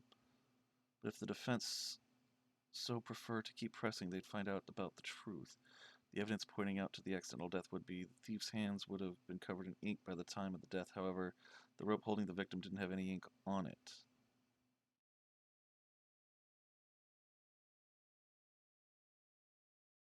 Okay, but so if the defendant is supposed to be the costume designer assistant, but everyone suspects that the thief did it, wouldn't the thief have to be the costume designer assistant?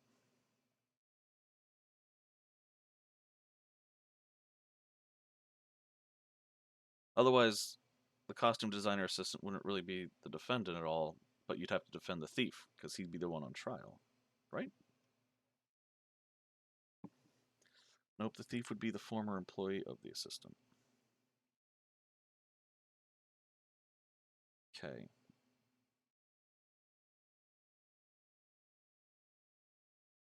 So you're saying the evidence would point to the costume designer assistant first, and then we'd be hired to protect her. And then in our trials, we discover the presence of a third party, the thief, and then the finality would be probably bringing the thief in and putting them on the stand, and then discovering it was an accident. Okay. They'd end up defending the thief by proxy. Okay, I see what you mean. All right, cool. Interesting story, definitely. I like the premise. Nothing. Priceless. Oh, I am sorry, really, but that was quite priceless. Poor Soseki-san. Still, on the bright side, you've had an extremely entertaining experience without paying a penny. And it would seem you are not even found guilty. There is no bright side. Whatever do you mean, Mr. Natsume? Even after this, I'm still cursed by the spirits, and now by the Reaper. Ah, Lord Van Zeeks. I have forgotten, you know, what facing that man in court means. Even if you're found not guilty, you're still doomed. It will all be alright, Mr. Natsume. If the Reaper appears trying to make trouble, I will protect you. Why me? With a perfectly executed Susato takedown. Much as I like being turned on my head, a bit of warning might be nice next time, Miss Susato.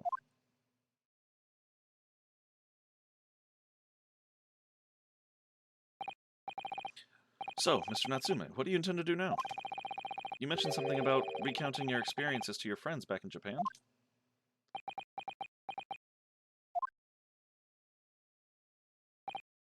Yes, I intend to return to my homeland soon. Oh. It has already been a year since I arrived here in Great Britain. I visited universities, libraries, bookshops. I've been honored with the tutelage of professors. I've learned so much about the wealth of literature here and the city it has shaped. And I've come to realize that it is my calling to sail home and tell my fellow countrymen about it. That's very touching, Mr. Natsume. Or in perhaps less veiled terms, you wish to withdraw halfway around the world to escape the terror of the Reaper's curse? That's not it at all! The more I learn of literature, the more this strange feeling claws at my insides. I feel compelled to return to my roots and attempt to pen a work of my own. Oh, I see. A work of literature by Soseki-san. Could be an interesting read.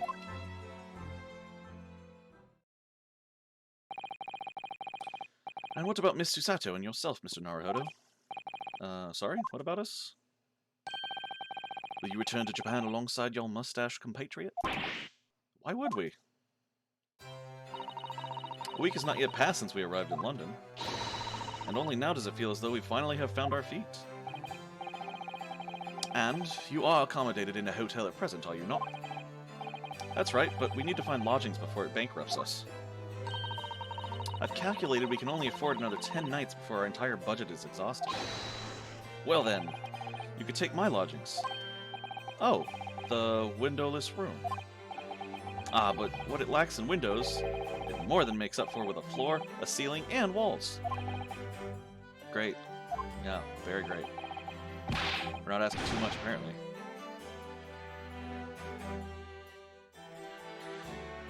In my mind, the victim managed to grab hold of the thief for a moment before said thief fought back and ended up pushing the designer off them, which ended up causing the designer to trip back, getting his head tied on a noose, falling down, making a loud clang, leaving a hanged man in front of a full house.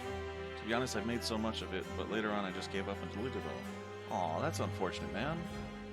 It sounded like you had a good thing going. Honestly, I don't blame you. I mean, the few times I've tried to, write some stories out, it can get difficult at a certain point, and it's just, not sure. At least, that's how I felt. I wasn't sure where I was going to go or how I could proceed. But, I don't know. I just have, a bunch of folders saved, and I know one day I want to go back to them, but just got frustrated and gave up. Dude, I feel that. But I don't know, I know it doesn't mean much coming from someone you've only been talking to for a couple hours now, but I say don't give up on it. I mean, if you really like it, you really, want to get out there and tell a good story, go for it, but you do whatever makes you happy, my guy. And of course, I'd be happy to leave behind the accursed evil spirit. Oh my, an evil spirit? Oh yes. It tries to suffocate you while you sleep. It's an infallible wake-up call. Is it a cat? We'll think about it if that's alright. Perhaps I can offer a more welcome alternative. Would you consider taking lodgings with me? Really? Well, a vacancy has conveniently presented itself. Though it is up in the attic, I might add. Are you sure it isn't just a storage loft? I spoke with the landlady this very morning on the matter of price, and Iris is cleaning the room as we speak. You must come at once. I presume you have no luggage to speak of.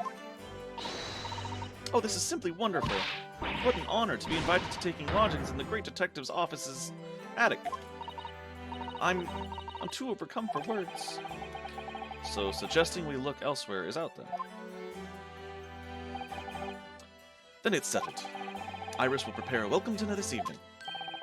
And you must come too, Mr. Natsume. I insist. I don't know what to say, but thank you, and yes. Wonderful. Then I'll go and complete the paperwork for your formal release, Mr. Natsume. I shan't take long. Somebody's happy.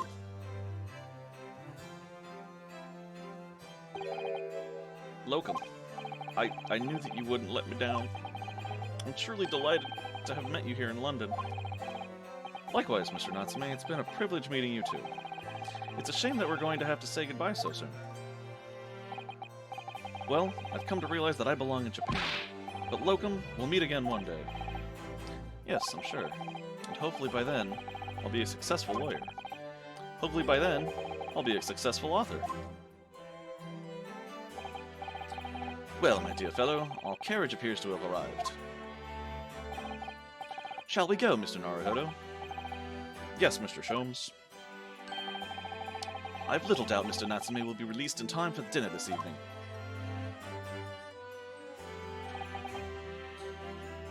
And so, Mr. Seki-san's innocence successfully established, we rode with Mr. Sholmes to what was to become our new home, 221B Baker Street.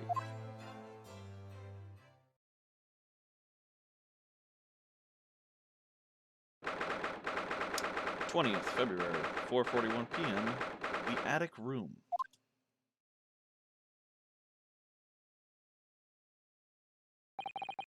So this is to be our new office, yes. Our office? I rather like the sound of that. Me too, it's simply wonderful, isn't it? I hope you can see this, Cosmo. It's only a small step, but I'd like to think we're getting a little closer to your dream now. So, my dear fellows, do you like the place? Ah, Mr. Sholmes. That's me. Sorry. Mr. Sholmes, yes, thank you very much. It's a delightful room, Mr. Sholmes. I simply adore it. Hold on. One thing I was entirely sure is one of the claims of the thief would be I had a ticket gave to me by the defendant, which was a big lie. The house was sold and the last ticket was given to Maya. Maya had the ticket 500. Okay, interesting. Later on, the thief tried changing the story by saying I bought a ticket, which again was false because the thief's name wasn't on the list of people with tickets. Meanwhile, Maya's name was on the list. So that would be some of the points that you can press on to prove them wrong. Interesting. It would certainly help if you had Maya's ticket, yeah. And now a cat's gonna tell you to go to bed. Oh man, like it always does. No, I just want to go hang out with my teacher and get laid. But no, my cat says I gotta go to bed. Oh man, that meme was funny. Anyway. Good. I'm pleased to hear it. Iris and I are delighted to welcome you. I hope everyone's hungry. It's nearly time for dinner. We'll eat as soon as Mr. Natsume arrives. We have a lot to celebrate. Iris, you must let me help you. Alright then, Susie. You can be in charge of the salad. Splendid.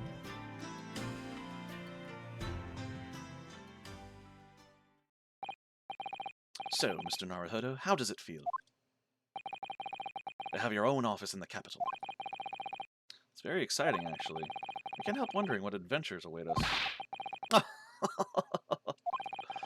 Those were precisely my sentiments when I first established my office at these premises. Until I discovered the dark truth about the city of London, that is. Sorry? London is a glorious place full of wonder, opportunity, prosperity, and mirth. But the brightest of lights cast the darkest of shadows. Shadows? What do you mean? Well, I believe you're well aware of the murkiness that lies behind London's facade already. So, once again, Mr. Naruhodo,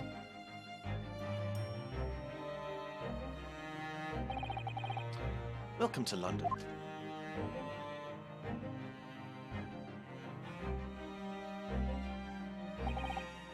Of course, at the time, I had no idea of the significance of those words Mr. Sholmes so casually spoke. But it wasn't long before my turn came. to lift the facade and see the true depth of the murk that lay behind it. The end. Okay, fantastic. And 20 minutes before I have to go to bed. What good timing. Save, save, save.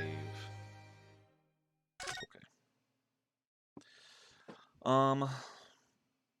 I could take the stand if the defense presses on enough. Even if the defense can't make a clear connection that the thief couldn't have had a ticket, they can easily get Maya on the stand. It would be an optional safety net, to be honest. That doesn't sound like a bad idea. Just because in these games, I don't think they really have that kind of branching, but it always sounded like an interesting game mechanic where you can go through the story different ways depending on how well you're doing. It definitely would encourage a little bit more replayability too, but that's just something that I've been thinking of for a while, but I still love the games for what they are, so it's hard to complain. But anyway, I do need to go now. 20 minutes till bed, gotta wake up, for work in the morning, and I was able to complete what my objective, which was to finish episode 4. So I will come back to this on Thursday. So yeah. But thank you so much, that guy, for dropping in, for the follow, for hanging out. Really appreciate it. You have a ton of interesting facts and interesting stories. So if you can drop by Thursday, you're more than welcome. It'd be good to see you again. I also want to do a quick shout out to Pat, if he's still viewing. Thank you so much for the raid and for the subscription. Ashley Hontus for the follow. All you guys are the best. I appreciate all the support, and I hope you guys take care of yourselves until the next time I talk to you all. So take care, and I will see you later. Bye.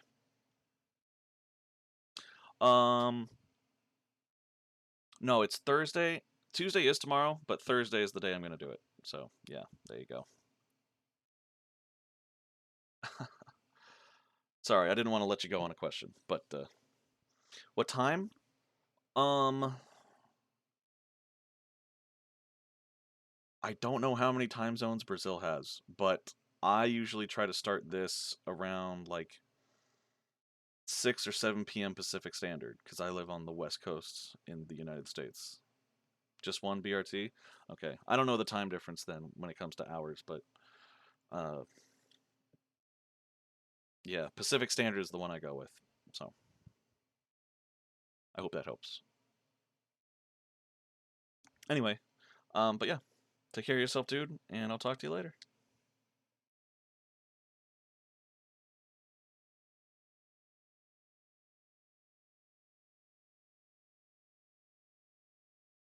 Oh, wait, hold on. Hold on.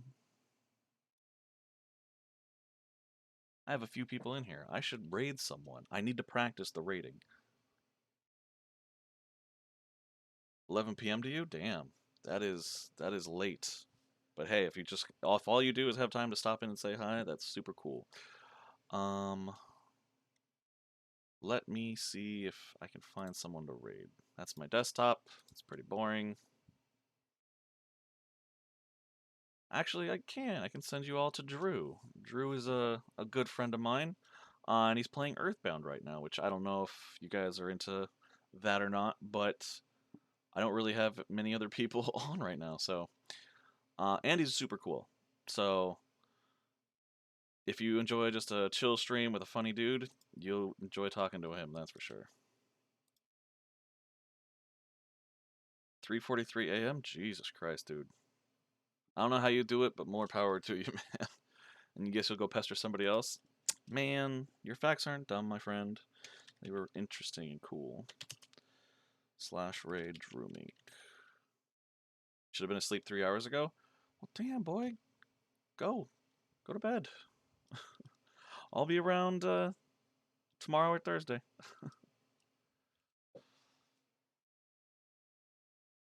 If you want to hit me up Discord, hit me up. Okay. Yeah, I'll add you. But in the meantime, yeah, I'm going to bed. You better go to bed as well, and I'll talk to you another time.